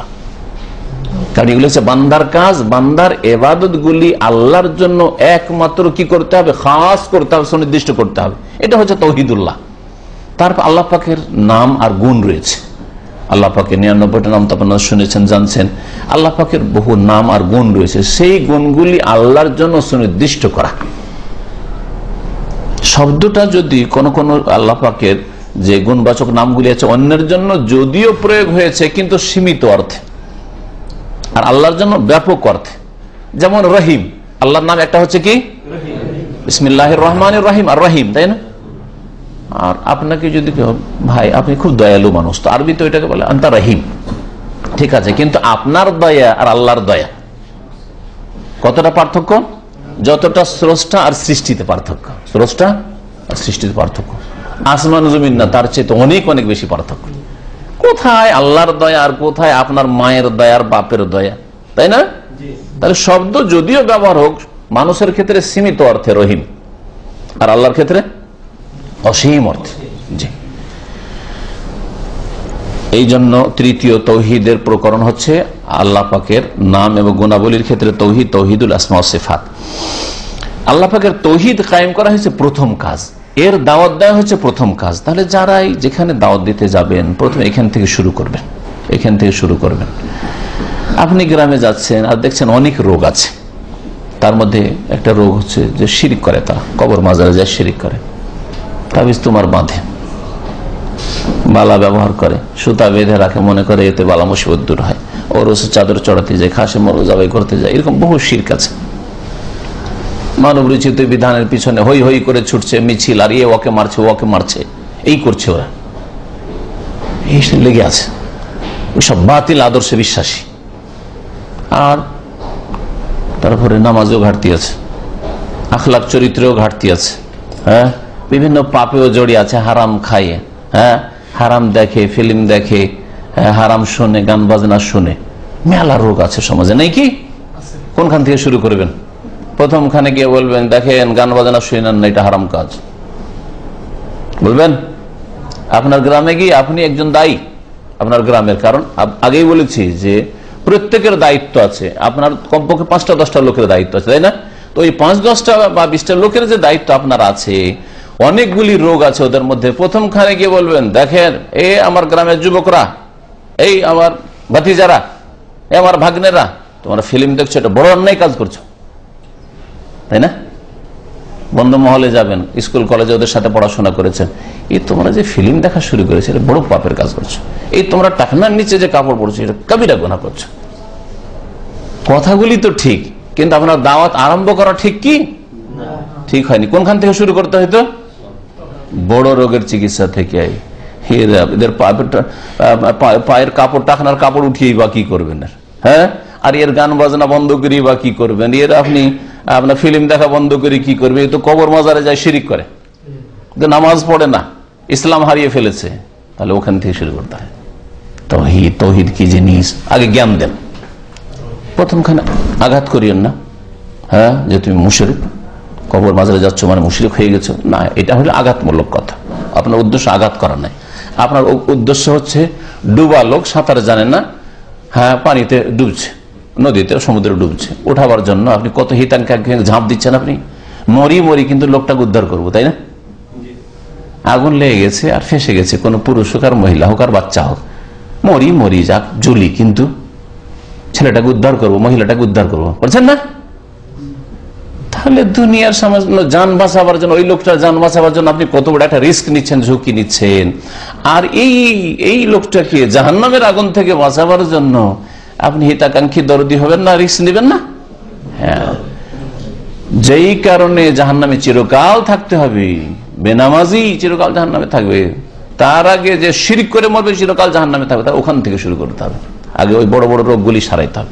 বড় রোগ সেরেও যদি যায় আর ছোট রোগ যদি থেকেও যায়, তাহলে জাহান্নামে গেলেও কিছুদিন যাবে, কবরে আযাব দিয়ে হয়তো মাফ হয়ে যাবে, দুনিয়ার ধাক্কা খেয়ে মাফ হয়ে যাবে, মাফ হবে। আয়াতের আগে শুনেছেন ইন্নাল্লাহা লা ইয়াগফিরু আন ইউশরাকা বিহি, আল্লাহর সাথে শিরক করা হলে আল্লাহ পাক মাফ করবেন না, তাই না? ওয়া ইয়াগফিরু মা দুনা যালিকা, শিরকের নিচের গুনাহ যদি হয় তাহলে যাকে ইচ্ছা আল্লাহ মাফ করতে পারেন। তো আপনার টাকার নিচের কাপড় আল্লাহ ইচ্ছা করলে মাফ করতে পারে, আবার নাও করতে পারে। দুনিয়াতে মেলা শাস্তি পাচ্ছেন, টেনশন পেরেশানি, আবার কবর আযাব সামনে আছে, আরো মেলা আযাব আছে, বহু আযাব আছে, মালিকের আযাব, কফিলের জুলম ইত্যাদি, কত রকমের কার আযাব, ম্যানেজার আযাব, ফোরম্যানের আযাব, বহু রকমের আযাব পাচ্ছেন আপনি। সামাজিক আযাব, শাস্তি, দুনিয়ার বহু শাস্তি রয়েছে, এইসব শাস্তি দিয়ে হয়তো কাফারা হয়ে যাচ্ছে, কিন্তু শিরকের গুনাহ আর নামাজ ছাড়ার গুনাহ মাফ হবে না যদি এই অবস্থায় কেউ মারা যায়। নবী করিম সাল্লাল্লাহু আলাইহি ওয়াসাল্লাম বললেন ফাইনহুম আতাউকা লিযালিক, তারা যদি মেনে নেয়, এরা যদি মেনে নেয়, ফাআলিমহুম, তাদেরকে জানিয়ে দাও। তাহলে প্রথম যদি মানে লা ইলাহা ইল্লাল্লাহ, তাওহীদ, যে আমরা শিরক করব না, তাহলে তখন তাদেরকে জানাও কি আন্নাল্লাহ ইফতারাদা আলাইহিম খামসা সালাওয়াত, তাদের উপর আল্লাহ পাক 5 নামাজ ফরজ করেছেন। খামসা সালাওয়াত, নবী কি বলেছেন সাল্লাল্লাহু আলাইহি ওয়াসাল্লাম? 5 নামাজ, 4 নয় যে ফজর পড়েন না, সবই পড়ি, ফজরটাই পড়ি, সব জামাতে যাই, ফজরের জামাতে যাই না, তাহলে আপনি নবীর অনুসারী নন। ফি কুল্লি ইয়াউমিন ওয়া লাইলা, প্রত্যেক দিন রাতে 24 ঘন্টায় 5 নামাজ আল্লাহ পাক ফরজ করেছেন। ফাইনহুম আতাউকা লিযালিক, এটাও যদি তোমার মেনে নেই, ফাআলিমহুম, তখন তাদেরকে জানিয়ে দাও আন্নাল্লাহ ইফতারাদা আলাইহিম সাদাকা, যে আল্লাহ পাক তাদের উপর যাকাত ফরজ করেছেন। সাদকা মানে যাকাত। আমরা বাঙালি বা উর্দু ভাষীরা সাদকা বলি নফল দানকে, আর যাকাত বলি ফরজটাকে, কিন্তু আরবি ভাষায় যাকাতকেও সাদকা বলা হয়, যাকাতকেও সাদকা বলা, নফল দান খায়রাতকেও সাদকা বলা হয়। তাহলে 5 ওয়াক্ত নামাজ মেনে নিলে 3 নম্বরে কি বলবেন? যাকাতের কথা। যাকাত ফরজ করেছেন, কি করতে হবে? যাকাত বলছেন তুখাযু মিন আগনিয়াহিম, মুসলিম সমাজের বিত্তবান সচ্ছল ব্যক্তিদের কাছ থেকে নেওয়া হবে, গ্রহণ করা হবে। ফাতুরাদ্দু আলা ফুকারাহিম, তারপরে তা ফিরিয়ে দেওয়া হবে তাদের দরিদ্রদের মাঝে, দরিদ্রদেরকে ফিরিয়ে দেওয়া হবে, দরিদ্রদের মাঝে বন্টন করে দেওয়া হবে। নবী করিম সাল্লাল্লাহু আলাইহি ওয়াসাল্লাম তাহলে যাকাত কার কাছ থেকে নিতে বললেন? সবার উপরে যাকাত ফরজ নয়, যার কাছে পয়সা আছে, খেয়ে দে বাৎসরিক একটা নিসাব, সর্বনিম্ন একটা নিসাব আছে, যেটাকে নিসাব বলা হয়, পরিমাণ আছে, ওই পরিমাণ পৌঁছে সব সময় ওখানে আছে, ওর নিচে নামে না। 1 বছর পার হওয়ার পর, তাও প্রতি মাসে নয়, 1 বছর পার হয়ে গেছে আপনি যাকাত দিন। এখন অধিকাংশ ধন সম্পদে 1 বছর, আর খাদ্যদ্রব্য হইলে যখন কেটে মেড়ে নিয়ে আসবেন তখনই সাথে সাথে ওসুর, ওটাও যাকাত। সচ্ছল ব্যক্তিদের কাছ থেকে না হবে, গরিবদের কাছ থেকে তাহলে যাকাত না হবে না। আর যাকাত দেবেন কাকে? নবী সাল্লাল্লাহু আলাইহি ওয়াসাল্লাম বলছেন ফকিরদেরকে, অভাবীদেরকে। অথচ কোরআনে কারীমের সূরা তাওবা আয়াত নম্বর 60-এ কি রয়েছে? 8 রকম লোকের কথা আছে, তাই না? 8 রকম মানুষের কথা আছে, আর এখানে শুধু 1 রকম লোকের কথা বা 2 রকম। ফকির বলতে ফকির মিসকিন দুটাকে বোঝানো হয়েছে। মিসকিন যার কাছে আছে কিন্তু অল্প আছে, চলে না, খাওয়া দাওয়া জুটে যায় কিন্তু কাপড় জুটে না, হ্যাঁ, কোন রকম চাকরির পয়সা দিয়ে খাওয়া দাওয়াতে চলে যাচ্ছে কিন্তু বাড়িটা করতে পারছেন না, ভেঙে পড়েছে, বাড়িটা উঠাইতে পারে না, চিকিৎসা করতে পারে না, এরা হচ্ছে মিসকিন। আর ফকির যার কাছে কিছুই নেই, হয়তো খাওয়ার মতো পয়সা নেই। জি, তো নবী সাল্লাল্লাহু আলাইহি ওয়াসাল্লাম এখানে ফকিরের কথা বললেন, তার মানে এই না যে শুধু ফকির, একবারে দরিদ্র যারা গরিব, অতি গরিব, তাদেরকে শুধু দেবেন যাকাত, এমন কথা নাই। বরং এটা বুঝাতে চেয়েছেন যে এরা হচ্ছে 1 নম্বরে, আর বাকি যে আরো 7 শ্রেণীর মানুষ রয়েছে তারা তারপরে, কারণ এদের সংখ্যা বেশি। সব সময় গরিব অভাবীদের সংখ্যা বেশি। 2 নম্বর কথা, এরা এই জাকাতের বেশি হক রাখে, এরা এই জাকাতের বেশি হক রাখে। কিন্তু আমাদের সমাজে এর উল্টো, ইসলামিক সংগঠন জাকাতগুলি বেশি নিয়ে যায়, হ্যাঁ, মাদ্রাসাগুলি জাকাত বেশি নিয়ে যায়। আর গরিব আজকে থেকে 40 বছর আগে দেখতাম 1 টাকা 2 টাকা ফিতরা দিলে 1 টাকা 2 টাকা দিত, আর ওই জাকাত দিল, একটা করে কাপড় শাড়ি ধরিয়ে দিল, একটা লুঙ্গি ধরিয়ে দিল, আর এখনো ওই অবস্থা। এটা নবী করিম সাল্লাল্লাহু আলাইহি সাল্লামের নিয়ে আসা দ্বীনের খেলাফ কাজ। হ্যাঁ, জাকাতের মুখ্য উদ্দেশ্য হচ্ছে দারিদ্র্য মোচন করা, সচ্ছলদের কাছ থেকে নেওয়া হবে আর অভাবীদের মাঝে বন্টন করে দিয়ে অভাব দূর করা হবে। এইভাবে যদি জাকাত বন্টন হয় তো গরিব থেকে গরিব দেশ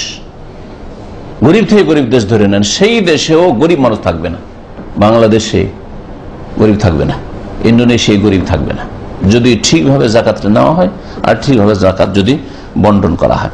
ফাইনহুম আতাউক লিযালিক, তারা যদি এই কথা মেনে নেয় তোমার, ফাইয়াকা কারাইমা আমওয়াল, তাদের ভালো ধন সম্পদ থেকে নিজেকে বাঁচিয়ে রাখবে। জাকাত নিতে গিয়ে ভালো ভালো ধন সম্পদ নেবে না। নবী করিম সাল্লাল্লাহু আলাইহি ওয়াসাল্লামের আমলে অধিকাংশ জাকাতগুলি হয়তো উটে, হ্যাঁ, আর ছাগলে, গরুতে, এগুলিতে হইতো। তো উটে ছাগলে জাকাত নিতে গিয়ে, এরও জাকাত আছে, জাকাত নিতে গিয়ে ভালো নেওয়াটা স্বাভাবিক। গরু পালে, উটের পালে বা বকরির পালে দেখলে এই খাসিটা, এই বকরিটা হৃষ্টপুষ্ট আছে, ওইটাই কি হইতো, কারণ সরকারের পক্ষ থেকে গেছে, তখন তো সরকারের পক্ষ থেকে পাওয়ার আছে, ভালোটা নিয়ে গেল উঠিয়ে। হ্যাঁ, যেটা সবচেয়ে ভালো উট, ওটা মালিক রাখতে চায় না, ওইটাই সরকারের লোক নিয়ে গেল। এইরকম জুলম হইতে পারে যে কোনো সময়। এই জন্য নবী করিম সাল্লাল্লাহু আলাইহি ওয়াসাল্লাম সতর্ক করেছে, সাবধান, ভালোটা নেবে না। এইরকমই চাষিদের ধান হচ্ছে, আর ধানের মধ্যে যেটা সবচেয়ে ভালো ধান, 5 মণ 10 মণ হয়তো বাসমতি হয়েছে, আর 50 মণ হয়েছে মোটা ধান, না ওই ভালোটাই সরকার নিয়ে যাচ্ছে, বা সরকারের লোক যারা, বা সমাজের লোক নিয়ে যাচ্ছে, না, জায়েজ নয়। ভালোটা নেবে না, মধ্যমটা নেবে।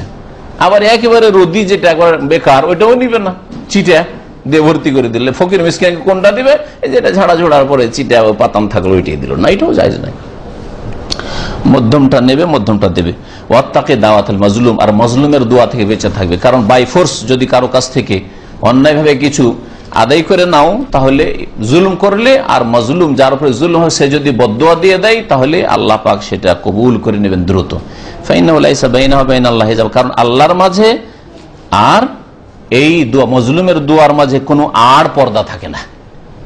এই জন্য যে কোনো সময় মাজলুম, যার উপরে জুলম হয়েছে, নির্যাতিত ব্যক্তি যদি কাফেরও হয়, তবু তার দোয়া কবুল হয়ে যেতে পারে। এই কথা আমি মুসলিম ভাই বোনদের জন্য বিশেষ করে বলছি, যারা এখানে সামনে শুনছে তাদেরকেও, আর যারা ইন্টারনেটে দূর থেকে শুনছে তাদেরকেও বলছি, যে কখনো কোনো অমুসলিমকে দুর্বল মনে করে আপনি তার উপরে জুলম করবেন, তার দোয়া আল্লাহ শুনে নিতে পারেন। এই কথা কখনো ভাবিয়েন না যে আমার গ্রামে একটা অমুসলিম আছে, সে দুর্বল, গরিব, আর আমি সবল, সুতরাং যা ইচ্ছা তাই করলাম। ও কাফের, আল্লাহ বিশ্বাসী নয়, পরকালে বিশ্বাসী নয়, দেবদেবীর পূজা করে, কিন্তু যেহেতু জুলমের শিকার হয়েছে, সে যদি বদদোয়া করে যে আল্লাহ তুমি এর বিচার করো, আল্লাহ বিচার করে দিবেন, হয়তো আল্লাহ দোয়া শুনে নেবেন। নবী করিম সাল্লাল্লাহু আলাইহি সাল্লামের জন্মের বছর হস্তি বাহিনীর ঘটনা ঘটেছিল, তাই না? তখন মক্কার লোকেরা কি ছিল? মুসলিম। 360টা মূর্তির কাবার চারিদিকে পূজা করছে। আব্দুল মুত্তালিব নবীর দাদা কি ছিল? মুশরিক, পত্তলিক, 360 মূর্তির পূজা করে। ওইদিকে আবরাহা জালেম যখন জুলুম করে কাবা ভাঙার জন্য আসলো, কাবার গেলাম ধরে আব্দুল মুত্তালিব দোয়া করা শুরু করলো যে আল্লাহ এখন তোমার ঘর তুমি বাঁচা, আমরা আর রক্ষা করতে পারছি না। দোয়া শুনেছেন না শোনেনি আল্লাহ? অথচ সে কাফের, সেও অভিশপ্ত, যেমন আবরাহা অভিশপ্ত। কিন্তু আবরাহা অভিশপ্ত কাফের সাথে সাথে সে ছিল জালেম, আর এ বিচারে ছিল কাফের, মজলুম। ওই জন্য মুসলিমের দোয়া আল্লাহ শুনে নিয়েছে। কখনো কার উপরে জুলুম করবেন। আপনি ফোরম্যান, আর আপনার আন্ডারে কোন মুসলিম কাজ করে, অথবা কোনো বেনামাজি কাজ করে, কোনো পাপিষ্ট কাজ করে, কাজ ঠিকভাবে করলে ঠিক আছে, আপনার নজরে কাজের ক্ষেত্রে সমান, দিনের ক্ষেত্রটা আলাদা, দিনের ক্ষেত্রে আমার কাছে সমান নাই, কিন্তু কাজ ঠিকভাবে করে যাচ্ছে আর শুধু তার দিনের জন্য, ধর্মের জন্য তাকে কষ্ট দেবেন অথবা তার উপর জুলম অত্যাচার করবেন, এটা জায়েজ নয়, আপনার জন্য এটা ক্ষতিকারক হবে। আখরাজাহু, এই হাদিসটি ইমাম বুখারী ও মুসলিম উভয়েই বর্ণনা করেছেন বা সংকলন করেছেন। ওয়ালাহুমা, বুখারী মুসলিম হাদিস রয়েছে সাহল বিন সাদ রাদিয়াল্লাহু তাআলা আনহু থেকে, তিনি বলছেন যে রাসূলুল্লাহ সাল্লাল্লাহু আলাইহি ওয়াসাল্লাম খাইবারের যুদ্ধের দিন, খাইবারের যুদ্ধ হয়েছিল 7ম হিজরিতে, নবী সাল্লাল্লাহু আলাইহি ওয়াসাল্লাম হিজরতের 7ম বছরে, মক্কা বিজয়ের 1 বছর আগে। খাইবারের যুদ্ধে গিয়ে নবী সাল্লাল্লাহু আলাইহি ওয়াসাল্লাম সম্মুখীন হইলেন ইহুদিদের দুর্গের মধ্যে। তারা ঢুকে গেছে কিল্লার মধ্যে, আর এমন ভাবে তারা মজবুত করে তারা মানে আশ্রয় নিয়েছে দুর্গের মধ্যে, যে দুর্গের মধ্যে মুসলিমরা ঢুকতে পারছেন না, আর দুর্গের দরজা ফাটকও ভাঙা সম্ভব হচ্ছে না। বেশ কিছুদিন এভাবে চলে যাচ্ছে, সারা দিন চলে যাচ্ছে, আবার রাত হয়ে যাচ্ছে, হচ্ছে না, কাজ হচ্ছে না। নবী করিম সাল্লাল্লাহু আলাইহি ওয়াসাল্লাম একদিন রাত্রে বললেন যে আগামীকালকে এমন এক ব্যক্তির হাতে ঝান্ডা তুলে দেব, এমন এক ব্যক্তির হাতে আমি পতাকা তুলে দেব ইসলামের, যে তাকে আল্লাহ ভালোবাসেন এবং তার রসুল ভালোবাসেন, আর সেও আল্লাহকে ভালোবাসে, রসুলকে ভালোবাসে। ইফতাহিল্লাহু আলা ইয়াদিহি, আর তার হাতে আল্লাহ পাক বিজয় দান করবেন, আর আগামীকালকে বিজয় হবে অবশ্যই। এই খাইবারের দুর্গ ইহুদিদের আমাদের হাতে আসবে। ওই হাদিসটা শোনেন। আর ওই হাদিসে আছে যে মানুষকে যথাসাধ্য আপনি দাওয়াত দেওয়ার চেষ্টা করবেন। একটা লোক যদি হিদায়াত হয়ে যায়, সেটা আপনার দুনিয়ার সমস্ত মূল্যবান সম্পদ চাইতে বেশি মূল্য রাখে। কখনো কারো ধন সম্পদ হাসিল হয়ে গেল, চলো তার টাকা পয়সা পেয়ে গেছে, ধন সম্পদ পেয়ে গেছে, গনিমত পেয়ে গেছে, কাজ হয়ে গেছে, না, এটা উদ্দেশ্য নয়। দেশ বাড়ানো উদ্দেশ্য না, জমি বাড়ানো উদ্দেশ্য না। উদ্দেশ্য হচ্ছে আল্লাহর বান্দাদেরকে, মানুষকে জাহান্নামের আগুন থেকে উদ্ধার করা।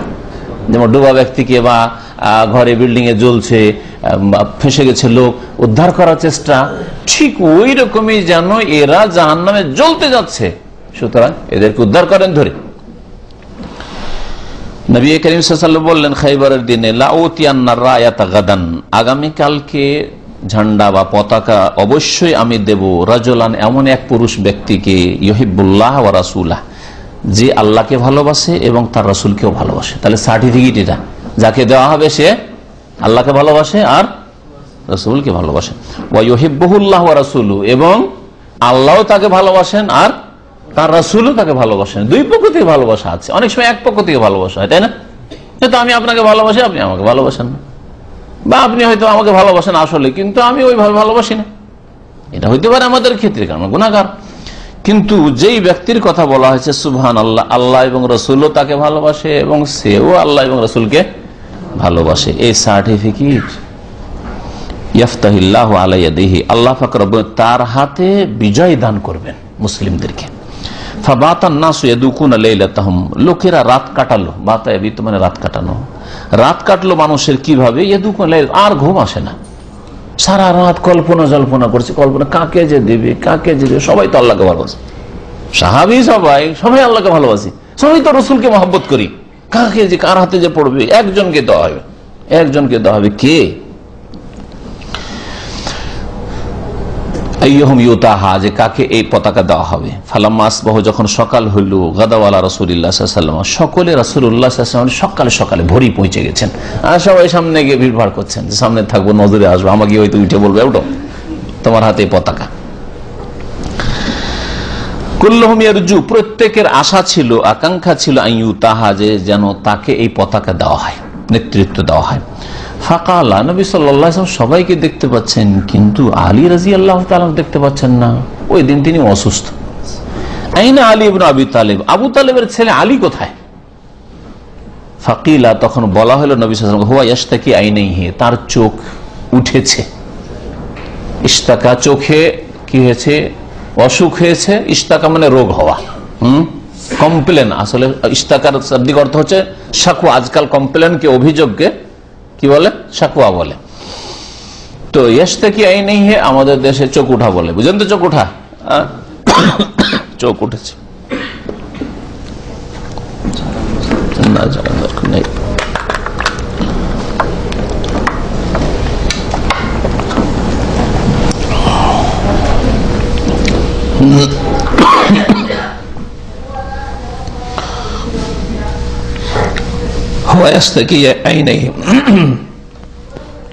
চা খেয়ে ফায়দা হবে নাকি?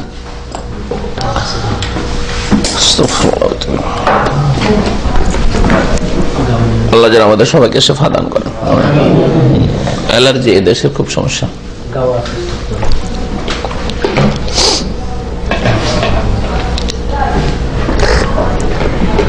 না দেখেন না,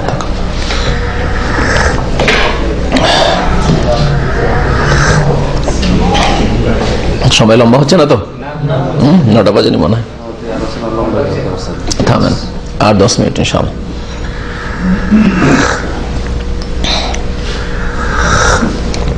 একটা করে অধ্যায় একদিনে শেষ করবো, একটু অধ্যায়টা লম্বা আছে, কথা লম্বা হয়ে গেছে।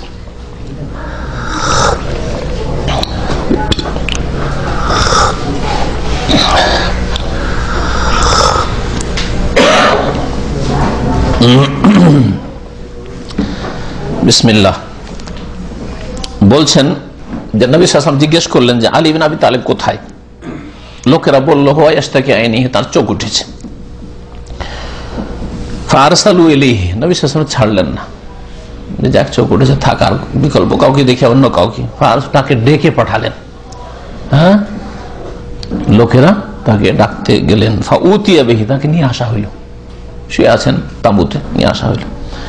বাসাকা ফি আইনাইহি, তার দুই চোখে নবী করিম সাল্লাল্লাহু আলাইহি ওয়াসাল্লাম দম করে দিলেন। বাসাকা মানে থুথু দিয়ে দিলেন, দম করে দিলেন বাসাকা। ওয়া দাআ লাহু, এবং দোয়া করলেন, মানে দোয়া পড়ে ফুঁক দিয়ে দিলেন। ফাবারা, সাথে সাথেই তিনি সুস্থ হয়ে গেলেন, রোগের আরোগ্য হয়ে গেল, ভালো হয়ে গেল। কান, এমন হয়ে ভালো হইলেন কান লাম ইয়াকুন বিহি ওয়াজউন, যেন তার কোন রকমের ব্যাধি ছিল না। সুবহানাল্লাহ। সাথে সাথে, মিনিটও নয়, চোখে ফুঁক দিতে কতক্ষণ লাগছে দোয়া পড়ে, তাই না? সাথে সাথে এমন হয়ে ভালো হয়ে গেলেন তিনি যে মনে হচ্ছে তার কোনো অসুখই ছিল না। এটা একমাত্র রাসূলুল্লাহ সাল্লাল্লাহু আলাইহি সাল্লামের গুণ আল্লাহ পাক দিয়েছিলেন, তার দমের গুণ, মুজিজা।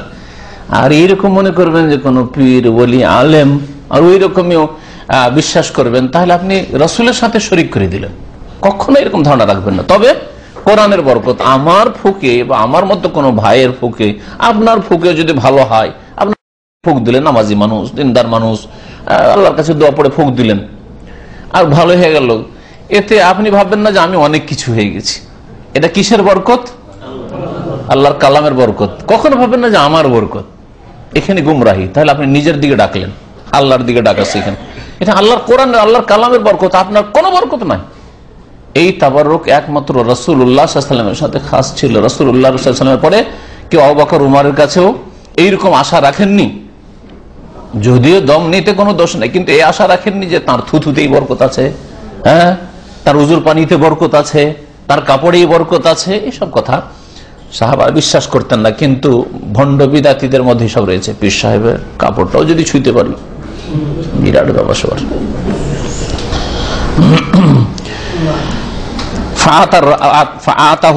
নবী সাল্লাল্লাহু আলাইহি সাল্লাম তাকে ঝান্ডা দিয়ে দিলেন, পতাকা দিলেন। ফাকাল, বল উনফুজ আলা রিসলিক, তুমি ধীর স্থিরতার সাথে বেরিয়ে পড়ো, যাও এখন বেরিয়ে পড়ো।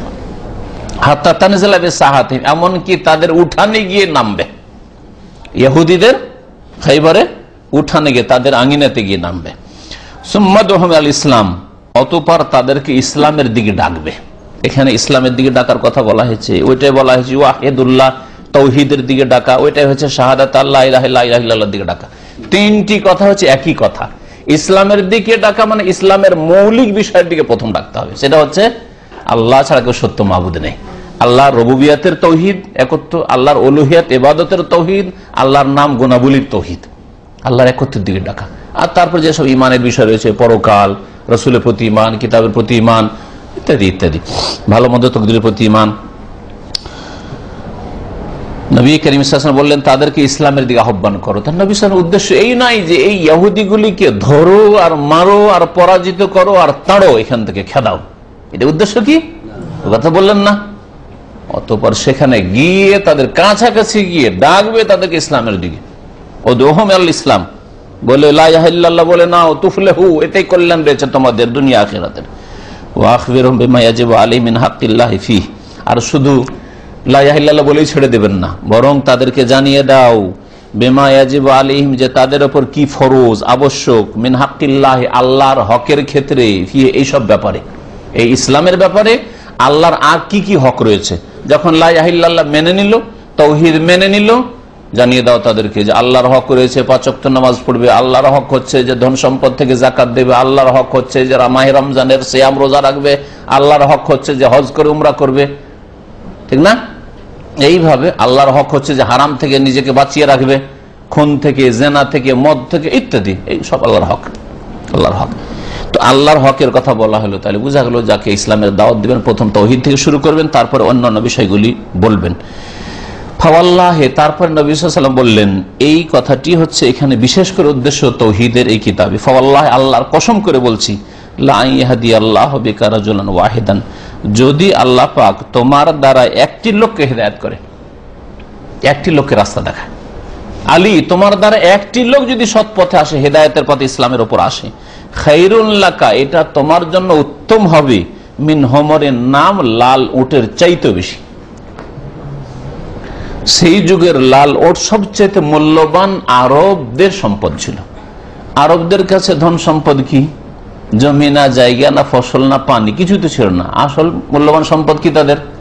উট, ছাগল আর উট। আর ছাগলের চাইতে দামি হচ্ছে উট। আর উটের মধ্যে সবচেয়ে দামি উট হয়তো তাদের লাল উট, দেখতেও ভালো, দামেও ভালো, চলতেও ভালো, লাল উট। লাল ওট পাওয়ার চাইতে উত্তম হবে তোমার কি? একজনের হেদায়াত হওয়া, মুসলিম হওয়া, মুমিন হওয়া, একজনের শিরক মুক্ত হওয়া।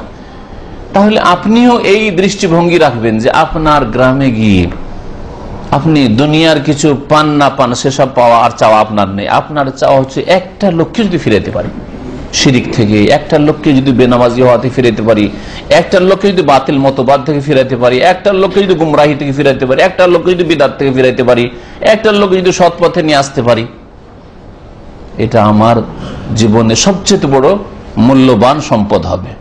মূল্যবান সম্পদ এখানে বোঝানো হয়েছে। আপনার জীবনে এখন মূল্যবান সম্পদ আপনার পয়সা মোতাবেক হইতে পারে, দামি একটা গাড়ি, হ্যাঁ, দামি একটা ভিলা, হ্যাঁ, ওই রকম রাজকীয় জীবনযাপন। ওর চাইতে বেশি মূল্যবান ছিল আরবদের কাছে, হ্যাঁ, লাল উট।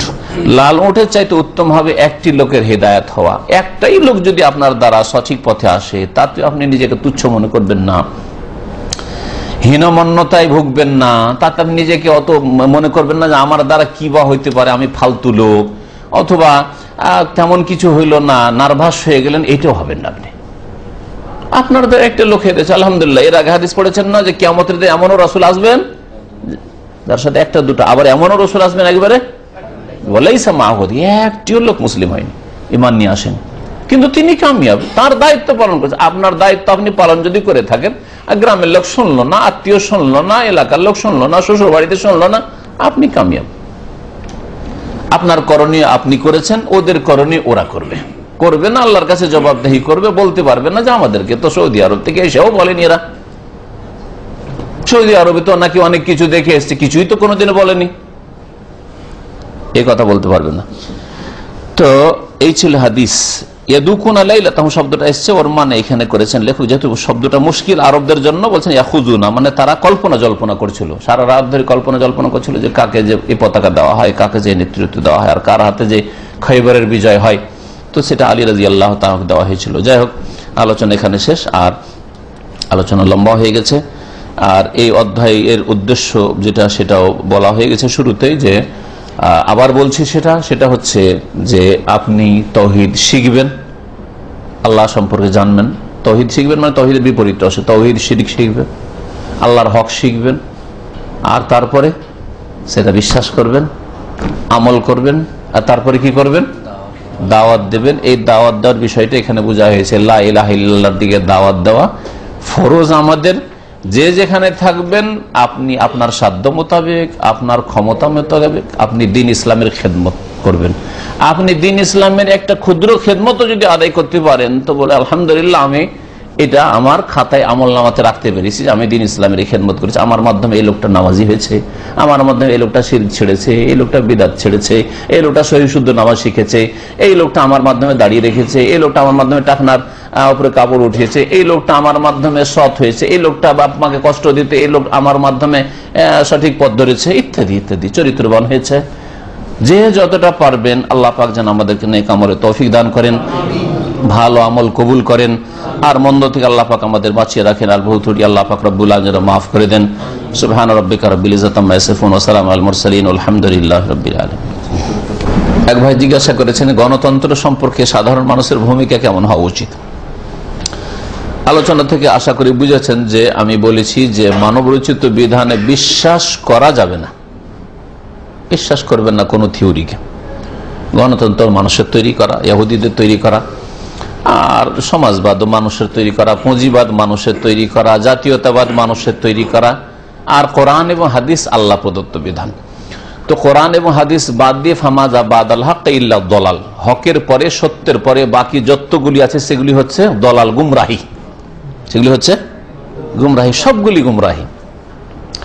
আপনি গুমরাহিকে কখনো এই বলে বিশ্বাস করবেন না এটা দিয়ে আমাদের দেশের কল্যাণ হতে পারে, জাতির কল্যাণ হতে পারে, সমাজের কল্যাণ হতে পারে, দেশে স্থিতিশীলতা আসতে পারে, দেশ সুখী হইতে পারে। ভুল কথা, ভ্রান্ত কথা। আল্লাহর আযাব আর আযাব আসবে মানবরচিত বিধানে, বিশেষ করে মুসলিম দেশে। কারণ মুসলিমদেরকে আল্লাহ পাক কোরআন দিয়েছেন, হাদিস দিয়েছেন, তারপরে যদি তারা কোরআন হাদিসকে উপেক্ষা করে তো আল্লাহ পাকের কখনো রহমত পাবে না।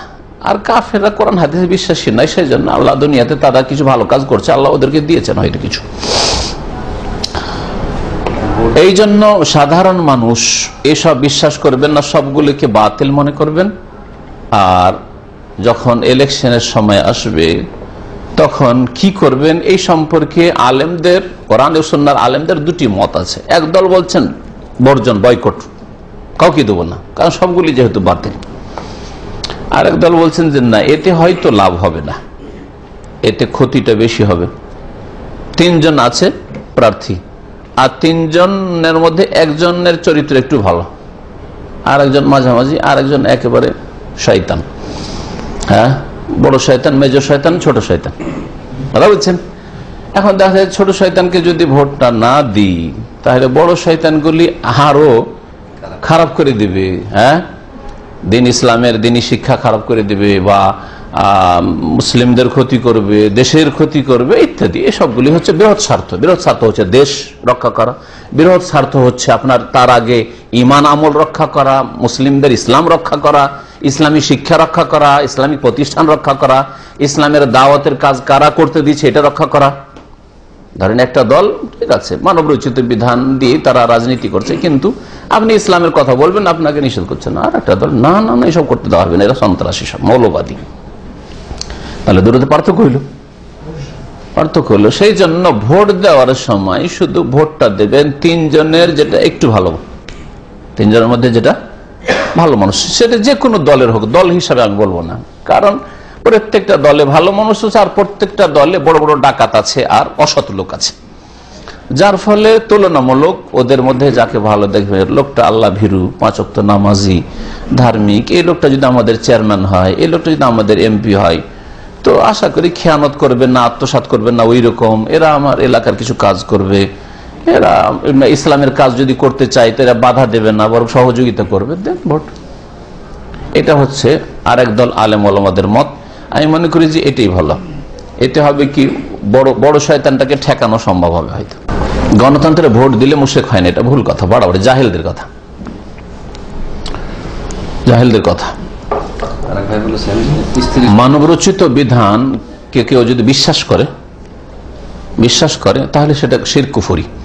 আর যদি বিশ্বাস না করে, ঘৃণা অন্তরে আছে, আর যেহেতু পারছি না ঠেকাতে, সেই জন্য আমি এটাকে বাধ্য হয়তো মানতে, তো আল্লাহ হয়তো মাফ করবেন। আর একটা মাঝামাঝি আছে, না বাধ্য নাই, তারপরে দুনিয়ার গরজে এরা যে বেনিফিট গুলো পাচ্ছে, ফায়দাগুলো পাচ্ছে, আমি পাবো না, কিন্তু এটা পার্টি করলে ফায়দা পাবো, বিশ্বাস করি না। এসব রাজনীতিতে বিশ্বাসী নাই, এসব ফালতু, সব এসব বেদিন। কিন্তু আমি এদের সাথে এই জন্য পিছনে পিছনে এই জন্য ঘুরছি যে দুটা খেতে পাবো, বুঝতে পেরেছেন? তাহলে এরা আল্লাহ ফাসিকুন জালেমুন বলেছেন কোরআনের ভাষায়, এরাকে কাফেরুন বলেননি, বুঝে গেছে? আর ওরা সবগুলিকে ঢালাহারে কাফের বানিয়ে দিচ্ছে। এটা হচ্ছে খারিজিদের লক্ষণ। ঢালাহারে কোন মুসলিমকে, আওয়ামী লীগকে, খোলাসা আরো ভাষা শোনেন, বিএনপিকে বা জামাতকে অথবা অন্য কোন দলকে, হ্যাঁ, বলবেন যে ঢালাহারে যে এই পার্টি করবে কাফের, এটা হচ্ছে খারিজিদের কথা। ওই দলে মুসলিম আছে অনেক, কিন্তু পেটের গরজে হইতে পারে, দুনিয়ার স্বার্থে হইতে পারে, একটা কেসে অলরেডি ফেঁসা আছে, দেখছি এরা আমার সহযোগিতা করেছে, সুতরাং কেসটা থেকে আমাকে উদ্ধার হইতে, এরকম লোক নাই কি? বহু লোক আছে বিশ্বাস করে না, কিন্তু নামাজে 5 ওয়াক্ত পড়ে, কিন্তু পেটের গরজে, দুনিয়ার গরজে একটা ঝামেলায় ফেঁসা আছি, ওরা ওই দল করে, আমি যদি এটা না করি তো আমাকে গ্রামে বাস করা মুশকিল, ঠিক না? তো এইসব করে ইমানের দুর্বলতা, কিন্তু নিঃসন্দেহে। আলহামদুলিল্লাহ আমরা নিরপেক্ষ, এই দিকে না ওই দিকে না, একটু ঝুঁকে না, আলহামদুলিল্লাহ এই দিকে না ওই দিকে একটু ঝুঁকে না। আজ পর্যন্ত এদের দ্বারা কোনো ক্ষতি হয়নি, আর দুনিয়ার ক্ষতি হলে পরোয়া করি না। বোঝা গেছে? এইরকম মজবুত ইমান তৈরি করার চেষ্টা করে সবচেয়ে ভালো। আর যদি এইরকম লোক হয় তাহলে তারা ফাসেক জালেম, দুনিয়ার গরজে বাতিলের সমর্থন করলো। যে দিতে হবে না, দিলে দিতে পারেন, দিতে হবে বলিনি, আর ভুল কথা অপব্যাখ্যা করবেন না। জি, দিতে হবে জরুরি। প্রার্থী অসৎ হলে দল ভালো হয়ে লাভ নেই। প্রার্থী যদি ব্যক্তিটা অসৎ হয় তাহলে শুধু দল ভালো হয়ে লাভ নেই। কথা বলছেন? আমরা ইসলামিক সেন্টারের দল সব এসছেন এখানে, তাই না? কিন্তু যদি লোকটাই খারাপ হয় তা আমাদের দলে থেকে লাভ আছে, আর দলটাকে বদনাম করবেন আপনি। হ্যাঁ, ইসলামিক সেন্টারের লোক দেখো ব্যবহার কেমন, হ্যাঁ, ইসলামিক সেন্টারের লোক ফজরের নামাজ পড়ে না, আর তো বদনাম করলেন আমাদেরকে। তাহলে শুধু দল ভালো থেকে লাভ নাই। স্ত্রী সহবাসের সময় কোনো আয়াত বা কোনো তাসবিহ তাহলিল পাঠ করা যাবে কি? স্ত্রী সহবাস অবস্থায়, নাপাক অবস্থায় তো তাসবিহ তাহলিল এসব জায়েজ নাই। ওইসব কোরআন তেলাওয়াত জায়েজই নাই ওই সময়। কেন? স্ত্রী সহবাসের পূর্বে যদি হয়তো দোয়া আছে, বিসমিল্লাহ জান্নাবিনা শাইতানা জান্নাবে শাইতান মা রাযাকতানা, এটা দোয়া সুন্নাত দোয়া, শয়তান ক্ষতি করবে না। আর যখন স্বামী স্ত্রী সহবাসের সময় থাকবে সেটা নাপাক অবস্থা, ওই রকমই যেমন পেশাব পায়খানায় কেউ বসে আছে, পেশাব পায়খানায় বসে থাকা অবস্থায় সুবহান আলহামদুলিল্লাহ করা জায়েজ নাই। সেই সময় যদি জিকিরও করেন, আল্লাহর স্মরণ করেন, সেটা জিকিরে কালবি হয়, মনে মনে। বাথরুমে বসে আছেন, মনে মনে আল্লাহ স্মরণে আসছে, কিন্তু উচ্চারণ করে আল্লাহু আকবার, সুবহান আল্লাহ, লা ইলাহা ইল্লাল্লাহ চলবে না। কথা বলছেন না? এটা চলবে না। সুবহানাকা আল্লাহুম্মা ওয়া বিহামদিকা আশহাদু আল্লা ইলাহা ইল্লা আনতা আস্তাগফিরুকা ওয়া আতুবু ইলাইক। এটা হচ্ছে মজলিসের কাফফারার দোয়া। মজলিসে বলাই যদি ভুল ভ্রান্তি হয় বা কোনো যদি ভুল ভ্রান্তি হয়, আপনারা আলোচনা চলাকালীন উঠা বসা একটু করছেন, ভুল ভ্রান্তি আল্লাহ মাফ করে দেবেন ইনশাআল্লাহ তাআলা। এই তাসবিহ পড়লেন, সুবহানাকা আল্লাহুম্মা ওয়া বিহামদিকা আশহাদু আল্লা ইলাহা ইল্লা আনতা আস্তাগফিরুকা ওয়া আতুবু ইলাইক মুখস্থ করে নেন। সাল্লাল্লাহু আলাইহি ওয়া সাল্লাম মুহাম্মদ ওয়া আলা আলিহি ওয়া সাহবিহি আজমাইন।